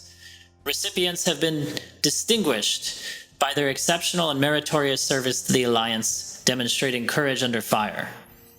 And as officers come and pin one of these each on your chest, you look down and you see this like little medallion. There's sort of two overlapping diamonds of copper colored alloy kind of laying over each other, sort of forming like a figure 8. And in the middle of the medallion, sort of a little flaming torch with a gemstone that kind of represents the torch's flame. And it's connected to a deep blue ribbon that has an Alliance Starboard, a Rebel Alliance Starboard pinned on the center. And he says, wear it with pride. This is a extremely distinguishing award and one of the few that non-military personnel can be awarded. From this point forward, you will be recognized as from the Alliance as heroes. And, it's kind of like a moment of applause in the audience and, kind of hooting and hollering and everything. And as that dies down, he also says, although your captain for some reason saw fit to not be present, I have given this issue a great deal of thought, and I'm going to extend the rest of you an opportunity. If you so choose, I am willing to issue you a letter of marque, which enables you to act as a privateer. This will authorize your crew to take independent action against the Empire's interests on behalf of the Rebellion, and you will be paid and rewarded for it. Of course, no obligation exists for you to do so, but should you disrupt Imperial operations in any fashion, the Rebellion will reward you for doing so. And Tyrus, they walk up to you and present you a data pad with this official letter of marque on it. So basically, at least in, of course, to the Empire, you'll be criminals no matter what, but if you're caught. But the point being, if you're in rebellion-friendly areas, you'll be recognized as given authority to act as independents, sort of for the general war effort. And Tyrus, that would become part of your inventory. You can do with it what you will. You would see, though, that it was actually addressed to Captain Iosha originally, and the officer points out to you when he hands it to you that it can be changed later to your name. That would have been a lovely thing to give Jinsa in private, not on a stage without warning her. Well, you're dealing with the military now, so you know. And he takes a moment, and after the applause died down and everything, he wants to say something solemn, and everyone sits down quietly again. And he says, some amongst us are old enough to remember what it was to see a Jedi Knight stand as a defender to the Republic. I remember, and to those of you, none of these explanations are necessary. You know what inspiration it was when the Order stood as guardians of peace and justice in the galaxy. But these are darker times, and that light is a distant memory now. Many have criticized my rash actions and dramatic gambits I employed over these last few weeks in my attempt to save our comrades and these new friends. We spent valuable assets and priceless lives. However, I hope the heroism of our new guests reminds us that what my struggles were for, that there are some who carry the gift of the Force and they're exceptional. And these gifts, when focused to acts of valor or kindness or selflessness, can accomplish the impossible, as we have demonstrated. Captain Eosha and her valiant crew remind us again what it once felt like when the Jedi stood as guardians against the darkness. Though Jedi they may not be, they are a vision of what could be in a new democracy. Brave men and women free to exercise their individual talents and gifts for the betterment of society, without fear of oppression. So join me in hailing our heroes, for we survived this day thanks to their valor. And everyone kind of stands, all the officers and enlisted men stand, and they're kind of cheering you guys. And you can briefly describe, if you'd like, how you would respond to this sort of overwhelming burst of adoration. Kip and Remus bow. He does the peace sign. But no, like his face is completely expressionless.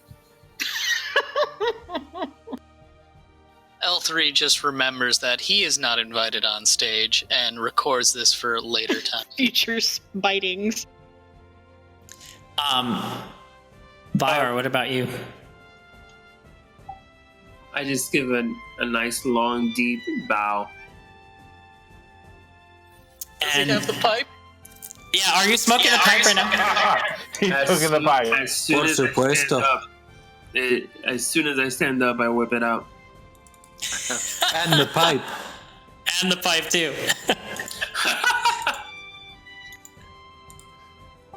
But yeah, I'm puffing on it. His medal on Remus. Yeah, Remus gets his own medal, by the way. Oh, never mind. Yeah, I He keeps expect his as own. much. Keeps his own medal. Then. L3 notes that the other droid got a medal. And You are a he has toaster. not. Okay, so as this concludes and the officers are still sitting quietly, he says, we're about to jump out of hyperspace. I would like to speak briefly with the crew before you, and he's actually talking to you guys, with the crew of the Errant Seeker before they disembark. And the rank and file of the military kind of leave the room. Various people come up to shake your hand, and they're genuinely interested to meet you and to, see what you're about a little bit. Not everyone in the room has actually witnessed what you did, so they're just genuinely coming up to salute you and congratulate you and thank you for your for saving their lives, basically. And as that all kind of files out, once again, Colonel Straith walks up to you guys and stands and smiles and says, "So, where's the brave crew off to?" Selling drugs. That's not common knowledge, android or robot. I'm doing system checks on the ship. However, I'm making. I don't know. What did the little droid slip in our conversation? Everything you wanted to know.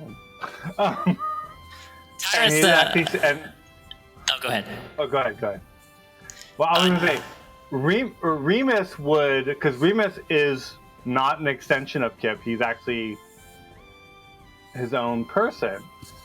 And he says, come with us. To whom? To L3. He says, Go ahead. the bios need you. The Wookiee agrees. He says that he needs somebody else besides this unemotional kid to translate what he's trying to make them understand. I'm assuming this is I'm assuming this is when they all get off the stage and... Yeah, you guys are alone standing on the stage. There's no, like, sort of microphones active. You're speaking privately with the Colonel. Oh. If that's the case, then Kip says, L3, you should come with us. We need to study you more. You can see that L3 was actually genuinely, like, you know, hearken to the Wookiee's request, because he is at least part protocol droid, and that, you know, satisfies his primary function. Though he seems a little taken aback by when Kip opens his mouth.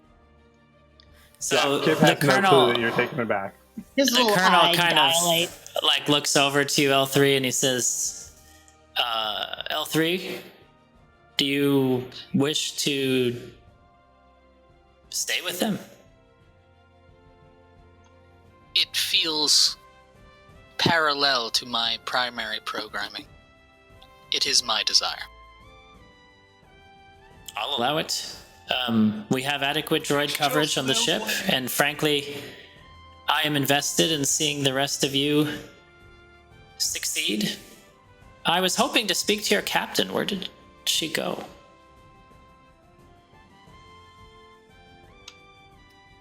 Didn't You all get that? Everybody's like uncomfortable silence or something.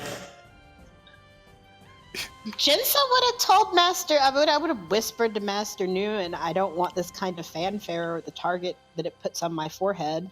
And So slip out. okay, so if that's the case, then Master Nouen would speak up and say, "Colonel, I think the spotlight is not comfortable to her. You have to understand, she's not a military woman. She's had a different upbringing." And he says, "Okay, I understand. I guess we got off to a rough start in the beginning, and I was hoping to make sure we mended fences."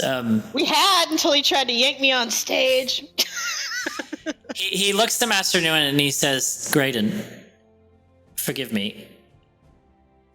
I have a great personal investment in making sure Operation Ripcord is successful, and please pass along to her when you see her.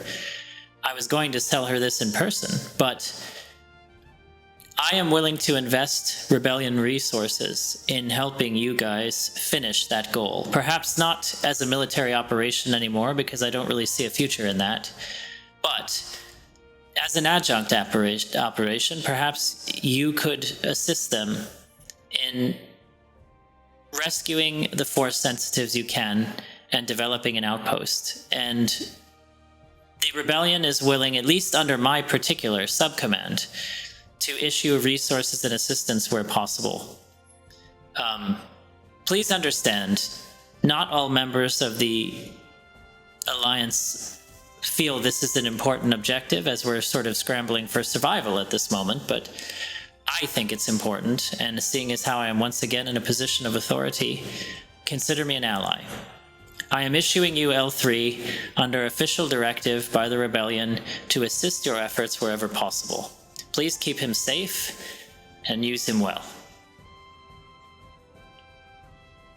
And he looks to you, L3, for a moment to see some kind of acknowledgement. L3 indicates his acknowledgement with a, like, bow of the head. Very well. I have business to attend to. If you need to reach me, please come up with a code name that we can use on coded channels to communicate with each other. What will your particular password be for official Rebellion communication? Shoo, Remus.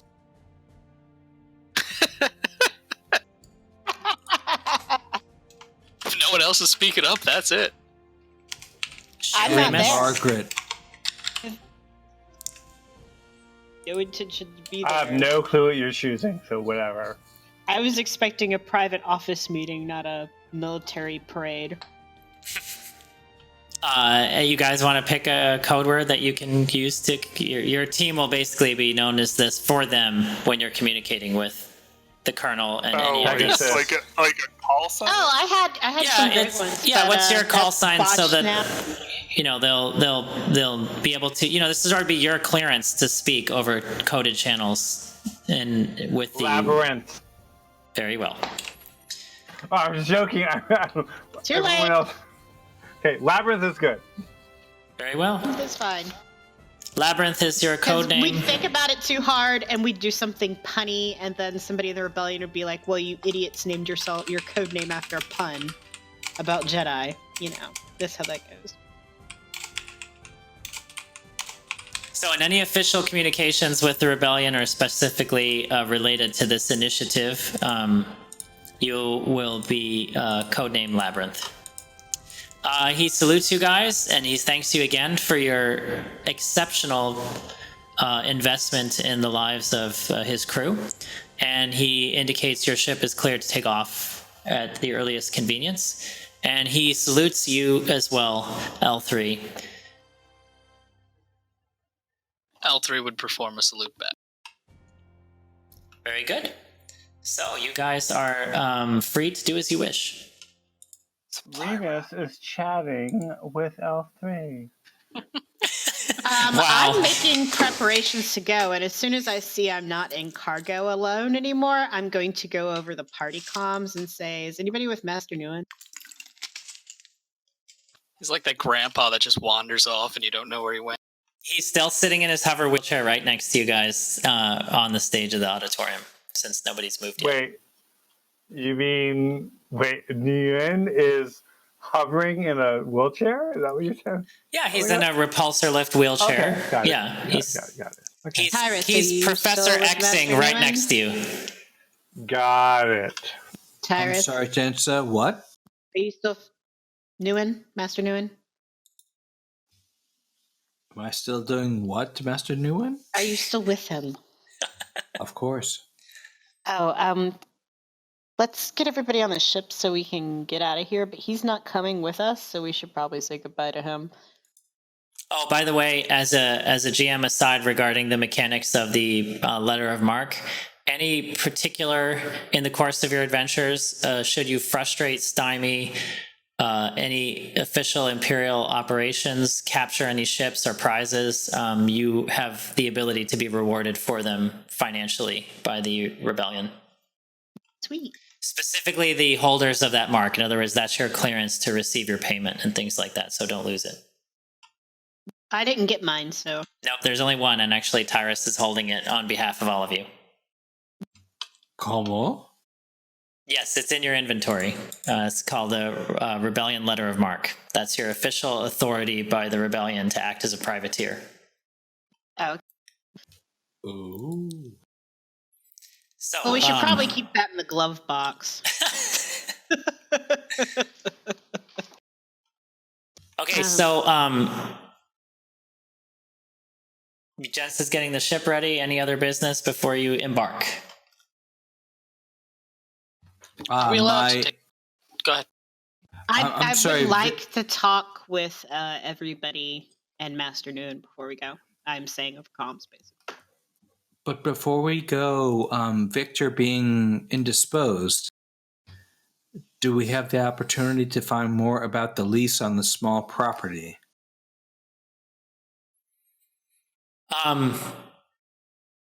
Victor can't necessarily help you at this particular moment, but if you want to ask for the Rebellion's assistance, that you can absolutely do that. Well, Kip is awake, and he has computer skills, so he will offer his assistance as well. L3, looking to ingratiate himself, also has some small computer skills and offers to help. So essentially, it's going to be an extremely challenging role to decrypt it. If you want to do it yourselves, if you want to try and have Rebellion Intelligence help you, whatever you want to do. But bear in mind also that you are somewhat on a time clock. That's why I'm getting the ship ready to go. But a quick pop, whoever wants to try it, what do we have to lose? And did we overcome? I will point out, an unlucky roll could damage or destroy the item. So if you rolled a despair in trying to encrypt it, you may damage or corrupt the datapad. It doesn't mean you shouldn't try, because a despair is not necessarily a likely outcome, but I would point that out. Damn it. I get Wait to for add a Victor. blue dice to the whole mix, I think. No, we should wait for Victor. Wait for Victor. Tyrus would wait for Victor. If Victor was here, you'd hand it to him, so just wait for Victor. Yeah, if not, it'd be throwing away money. Agreed. Giant forehead thinks about that. Okay. The great mystery carries on of what's on that data pad. Okay, so Jens is on the ship. She had indicated to the rest of you she'd like to address the crew. Do they all show up? I don't know. What's everybody doing? Yeah, Uncomfortable we were silence. There. You called us there. There's a droid, I say. Hey, that's the protocol droid, I say. You're speaking of Says if you L3. bothered to show up, you would know that he's now part of the crew. I L3 don't know what I get translates fancy. perfectly. I don't want a target on my head, and I've been pretty consistently clear that I don't need fanfare or praise for anything we do. I just want to keep my anonymity. I say, and I shrug. Probably shouldn't have decided to throw us a party without asking first. Anonymity. We just got in a giant fight with the Empire. We shot down 3 dozen. That doesn't I've mean I fun. want my face or name plastered all over or attached to it. I don't want the credit. I don't want the attention. I'm pretty By the sure way- Victor feels the same. As an aside, L3, you were given by the colonel a small case with Jens's medal in it, just to give to her at some time. Once again, L3 recognizes the fact that he doesn't get the medal, but he's also now delivering medals to other people. I really Point love of, L3. I can't wait to actually get to talk to him. point of fact, L3, you too were issued a medal, just to be clear. Oh, Ishvar- that Ishvar- changes everything. Yeah, you were issued a specific medal as well, which is not standard behavior for droids. Now he feels appreciated. You do gotta not know read those why that stickers. is, but that's what happened. Ooh. Ishvar, if you want the fame and stuff, that's fine. That's just not something I want, and it makes me uncomfortable to get shunted in that kind of situation without my prior consent. I wasn't in this for the fame. I was in this to crush the Imperials. I know. The fact I that just we were I don't want the I'm in fame. it for the fame. but Kip, we you were can have it. rewarded for it. So that was the bonus. So I was talking to Master Nouen, and you guys can tell me what happened at the ceremony or whatever. But I was talking with Master Nouen. I kind of look at Master Nouen. I was like, and he needs some time to recover, so he's gonna stay with the rebellion until we're done with our immediate business plan, which I assume everybody's still on board for. I look at Kip and I say, Yes, ma'am. "You did an outstanding freaking job. Yes, ma'am. If you want to stay with these people, or if you want me to talk to the captain and see if they can get you home sooner, we can do that." You told if me they they wanna will reward kill us- me if I go home. I will stay here. I just look at Master Nouen. I'm gonna let him try to touch that can of worm. About Kip going I'm home? not wrong. I'm not wrong. You know. Ishwar says, we're better than these guys. If you stay here, you're just gonna die. Mr. Instead of camp- Gensa said, if I go home, they will kill me because I am Jedi. I now believe her. You're I will force stay here. sensitive. I don't want to die. Master If they Nouen says, find out. I'm Kip, Jedi. I'm a terrorist. I understand this now. Kip, you're not a I just terrorist. pinch the brows of my nose and sit down. Master Nouen puts his hand on your arm, Kip, and he says, Kip, you're not a terrorist, but you do have gifts. And just understand... Can L3 some interrupt people- there and list all the imperial states in which they are terrorists? I just raised my hand to L3 and no droid. I don't say that, but I don't know your. He stops off destination, at the fourth one. I just lift my hand and don't Thank you, interrupt the Jedi Master. L3. Thank you. Listen, Jens is correct. It doesn't matter. You're not Jedi, but you're not normal to the rest of society. And if your gifts are recognized, you will be taken. You have not met one yet, but there are things called Inquisitors, and these people are highly trained by the Emperor to seek out any Force sensitives and make sure they disappear. To see that that doesn't happen, I suggest you do not go back to the core worlds, at least yet. And secondly, be cautious about how you display your gifts in public. You've been in relatively remote areas up to now. But should you carelessly demonstrate your power in front of groups of people, you may just find yourselves face to face with one of these Inquisitors, and let me assure you, you have not been aptly trained to deal with them. That said, Kip, if there's anywhere else you want to go and you don't want to stay here, I will take you wherever you want to be. I said I would save you. I meant it. I will stay here because you're no better or no worse than who I've been with the past 10 years of my life. Well, if that changes, please let me know, okay? Yes, Mistress Jensa. And Master Nouen turns for a minute, Jensa, and he puts his hand on your arm and he says, Padawan, take care of yourself. Thank you, Master Nouen. Return to me at your earliest convenience. I just kind of bow my head respectfully. Bior, Tyrus, you still on board for saving as many people like us as possible? I do a home for them. 100%. Do you guys want to talk to Master Nouen before we depart? I'll give you guys time to say whatever you want to say. Bior, can I talk to you real quick? What's going on? I'm just taking him aside and I'm just gonna say, hey, I'm sorry I pulled a gun on you. That was completely uncalled for. You startled me and I'm jumpy and I wanted to apologize and I haven't had the chance. Oh, come on now. I mean, Well, they're having this conversation. Wait, let them finish what they're saying first. Okay. it was kind of a weird thing to do on you to just yank that out of your hands. I understand. I forgot about that already. Don't even worry about that, Jens. Yeah, I felt like I needed to address it and not ignore it. So I am really sorry.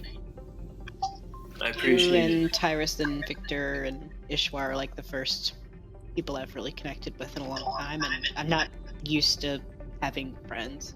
I just wanted to say I'm sorry. I got the hand. I shake it. I got you. Don't worry about this. We got all each other's backs. Yeah. Talk to the master while you can. He's gonna stay behind. He's still hurt. He needs time to recover. Yeah, he's gonna need a bit. He's better here with the medical experts that can spend time with him, and we're gonna need you in the field. No, 100%. I agree. It's best he stays here. L3, you're getting an internal coded message from the bridge that you would be, should you need to rendezvous with the Rebellion fleet, you simply send a coded message with your call sign and they'll send you their location. L3 would announce this at the proper time. So I was coming to him next, so since we got given a protocol droid apparently as a reward. So, but I'll let other people talk. While Jensa is talking to Bior, Kip is going to approach Master Nouen and says, I've only met you in holograph form. Mrs. Jensa says I am special. She says I will die if I go back to my homeworld. You tell this the same way. She wants to help other people like us. What should I do?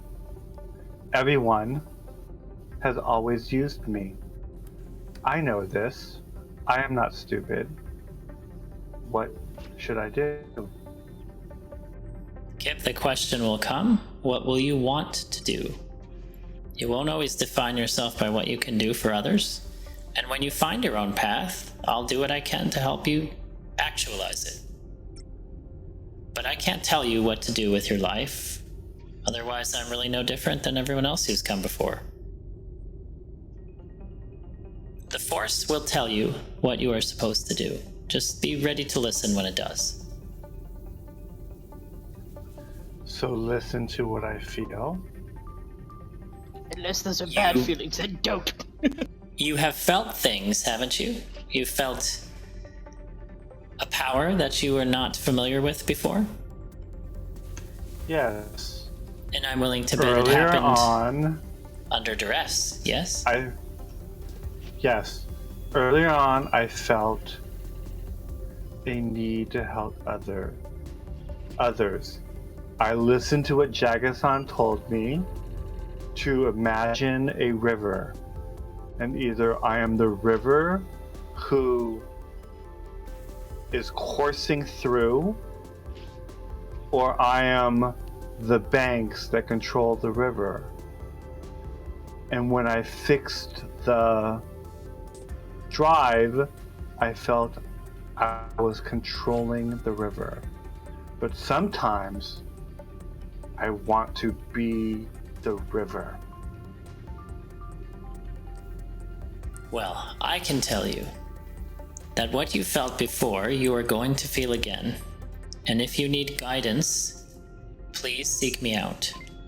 It can be frightening to have these abilities and not know what to do with them, and it can also be dangerous. Just center yourself in your purpose. The powers are there to guide you in your purpose. Don't let them seduce you. Don't worry, Kip. You're gonna find your way, and you have good allies to look out for you until you do. I have a feeling you're not with the sort of people who are going to use you.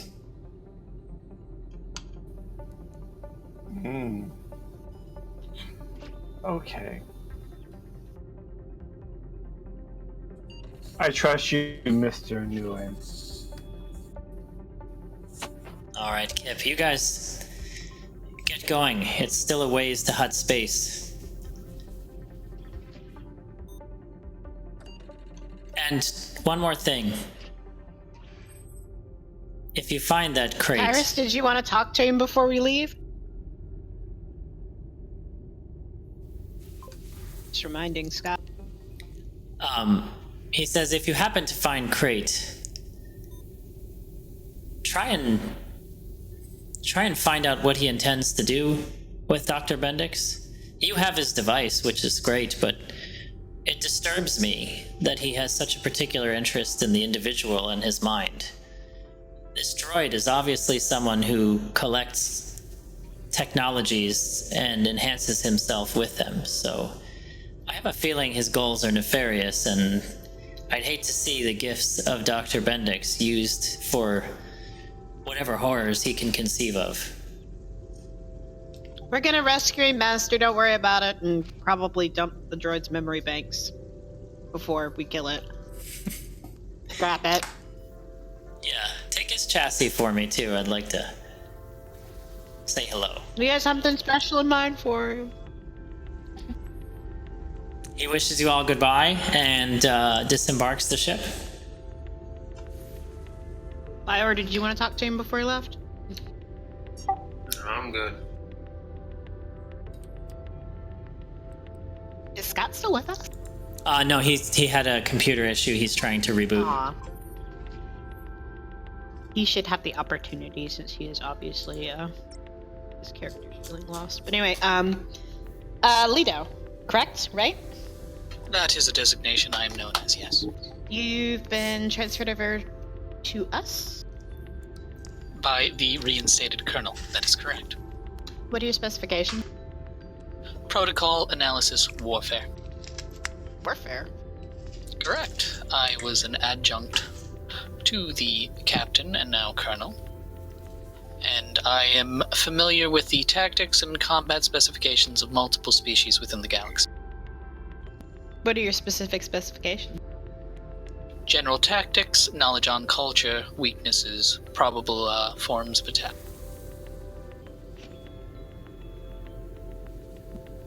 Do you do astronavigation? I want you to roll a deception check, Lido. You're leaving certain things out. Average? Yeah, average difficulty. Okay, I so you're on oppose him 2 with success. paranoia. No, actually, you take what he says at face value. Yeah, I don't trust that I wouldn't expect him to lie, so. Well, he's not lying. He's just leaving out facts. Yeah. And Don't know Jensa has no idea of that, yeah. Plus, part of him doesn't know that himself, so. Do you do astronavigation? Okay, so if you're taking off, I do need you to make a astrogation check, average difficulty. I do not do astronavigation, though I am capable of facilitating the function therein. Snap my fingers. Damn. But I am fluent in almost. And then he goes into that. Yeah. She basically listens to you. She asks you some technical questions about what you're capable of and your combat specifications in particular. She'd probably ask for like a down run on how many languages you speak. Oh, yes. Well, it's up to the GM, but I would think, given his protocol nature, quite a few. 20,000 languages. Do you speak Bocce? Ah, yes. So, I also speak the language of moisture vaporage. excellent! Too bad you just Average left a difficulty? desert planet. Average difficulty? Yeah, average difficulty astrogation check. I'll remind you, you do have boost unused from destiny the- points. I'll use a destiny point. Gives me a boost. Getting I'm there. not trained in astrogation, but I do have Jinsa a doesn't right. Jinsa doesn't like it. I have just decided it's something that she does not like and does not want to do. One of you has to be good at it. The work part of her job, she hates it. All right, so you got 1 success. Okay, so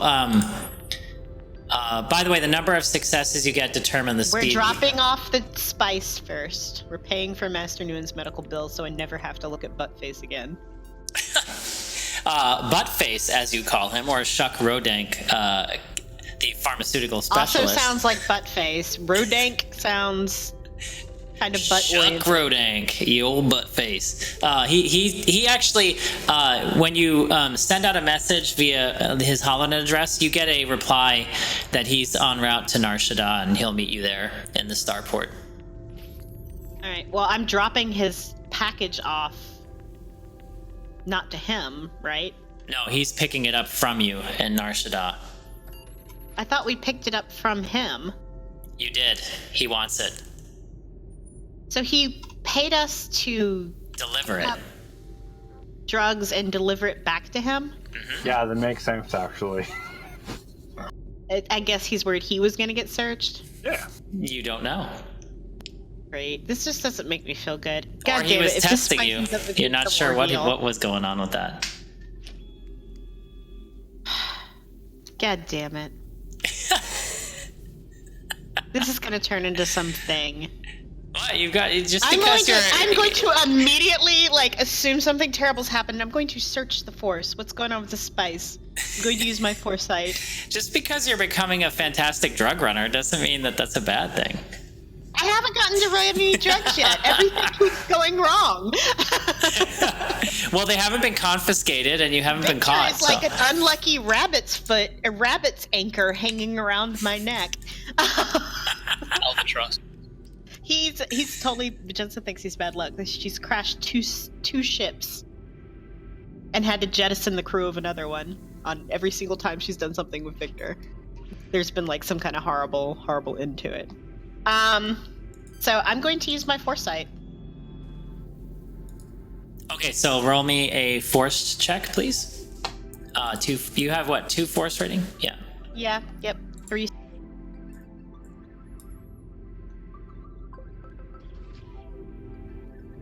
Okay, 2 dark side points, which would be a failure unless you choose to use them. And explain to me what happens again when I use them. Okay, so if you use them, you have to flip a destiny point to use them, and then you take the same number of strain and conflict for using them as you channel the dark side to use the power. I in this case, like, I don't want to use them because Jin's kind of turned a corner, but at the same time, I'm like, I feel like the darkness here is because something really bad's gonna happen. It's my own negativity. So I'm going to chalk it up to Jinsa's naivety and use a force point. Okay. And let's see, wait. 2 strain. So your strain was 0, now it's 2. Yeah. Your we'll get to wounds rest are in 0. hyperspace. What'd you say? We'll get to rest in hyperspace. So. Yeah. And 2 conflict. So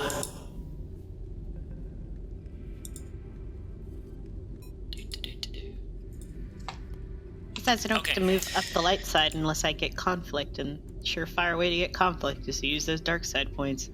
So you have 2 pips to use. 1 pip lets you reveal vague hints of the user's near future up to a day in advance. Using another pip can increase it, either allow you to pick out a specific detail or to see an additional day in advance, vague details. Do you have I a am particular... following the fate of myself with this spice. Okay. So, assuming you can kind of look into the future and get vague hints, do you have a specific question or particular piece of information you're looking for, or do you just kind of want a general sense of what will come of it? Jinsa's worried she's gonna get, like, either screwed over by Buttface or something is going to go wrong, and she's basically looking for hazards that are in the way of delivering this stuff. Okay, so that specific request, as you look into the forest and you close your eyes, the rest of you see she closes her eyes, but then she opens them and you see kind of just like the whites of her eyes, which is sort of creepy. But Jensa, you're seeing flashes of a journey through hyperspace. You see landing in a spaceport. You don't see anything hostile or unsuspecting. You do see those one of the panthers, one of his Felucian panthers that he had, is like chewing on the head of a security droid in a hangar bay as he stands there, but nothing overtly hostile to you. Okay, no, like, Darth Vader doesn't, like, kick open the hatch of our ship and, like, demand the drugs. I hear you have spice. Yeah, that's what she's worried about. I've been trying to make a low country boil for weeks.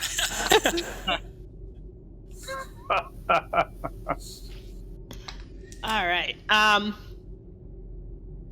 going to tell Tyrus, since he's there, and Ishwar, and Kip if he's paying attention, and obviously Bior, if basically that I don't foresee any trouble on this neck of our journey. So if everybody wants to settle in, how do we want to do the drop? Because I would like to keep this clean cut with as little diversion as possible, because we don't get to this mercenary thing in time, we're not going to be able to sign up at all. So your specific instructions in the HoloNet message was to meet in a specific hangar 4 in the spaceport on Nar Shadaa in an area called the Glitzway Promenade. And Nar Shadaa is where we're going to be joining the contest anyway. Nar Shadaa happens to be where the current Great Hunt kickoff ceremony is called, yes. Which you remember from the flyer that Victor originally found way back when, that it's referred to as the BAMF Expo, BAMF, which is an acronym. I think maybe Tyrus and Victor should do the drop, since they're on better terms with Buttface than I am. I've made my disdain very obvious, and my attempts to pretend to be charming to his face, if I remember correctly, failed miserably. I'm also the only one in the party that's actually shot him in the back. And there's that. I just think I feel better about that. And then the other thing is Victor and Tyrus both had dealings with the gangs, because they spent all that time in the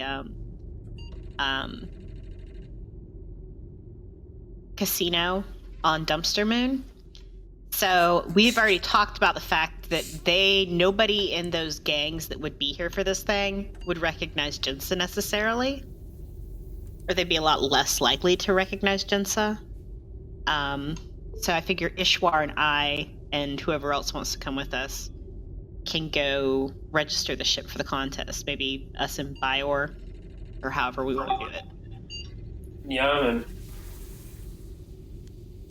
Because Victor's the one that dealt heavily with those guys, and so did Tyrus. So when we go to register, they'd be more likely to be spotted by... Victor specifically had a... if you're talking about what happened specifically during our campaign, Victor has a relationship with the Hellions.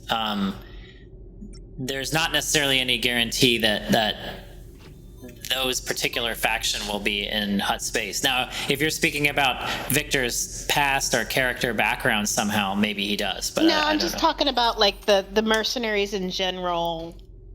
But would he's be more likely to most recognize likely him. amongst you to fit in well with that element. Yeah.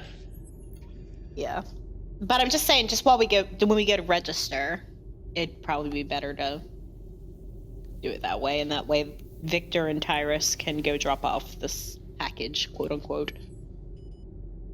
If that makes sense or works for everybody. We're I also don't gonna know have why to make the mercenary we're name. making a big. I mean, that's just going to be the hangar that we park at, isn't it?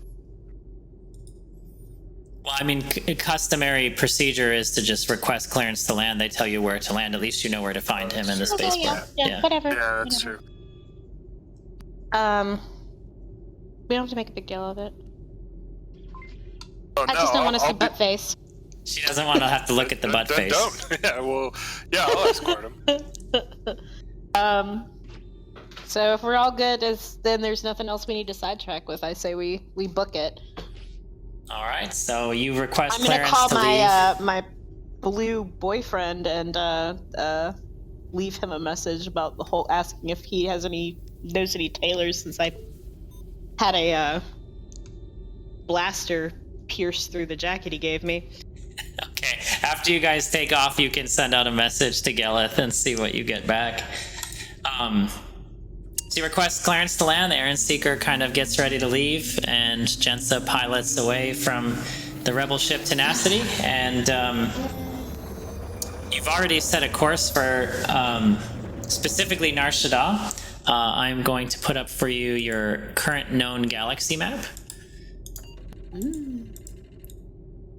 So you guys are leaving the area in and around Spinax and Cadenth, that little area near the purple line.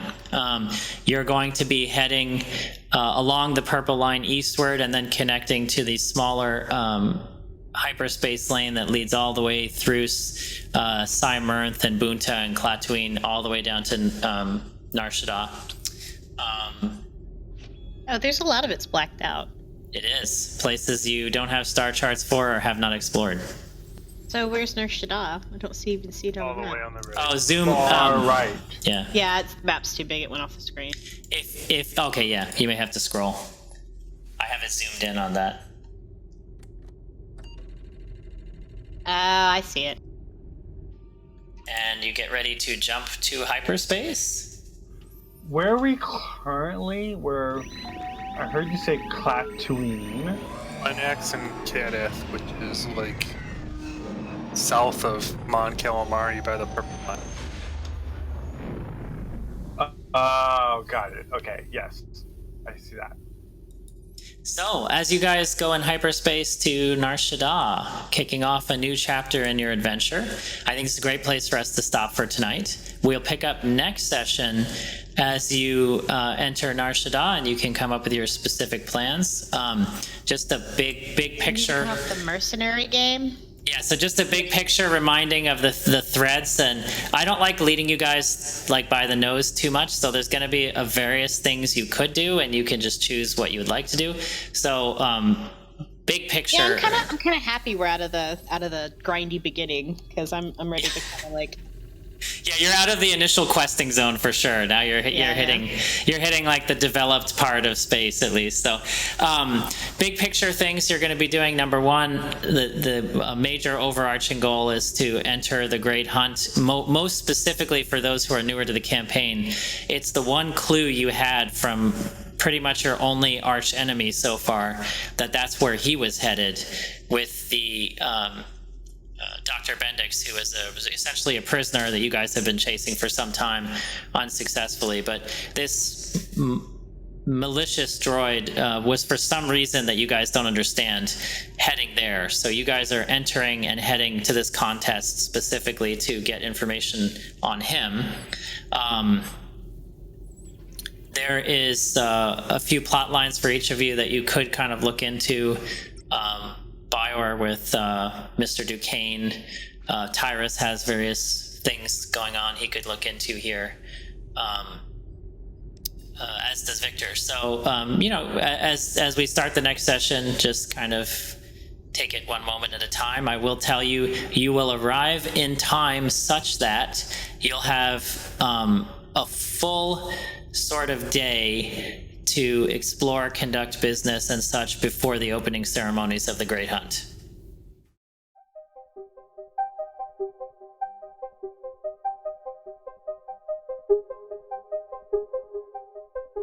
And that wraps up our show for this evening. Join us next week as our heroes of the Battle of Spinax make their way to Nar Shadaa to drop off a shipment of spice and sign up for the Great Hunt.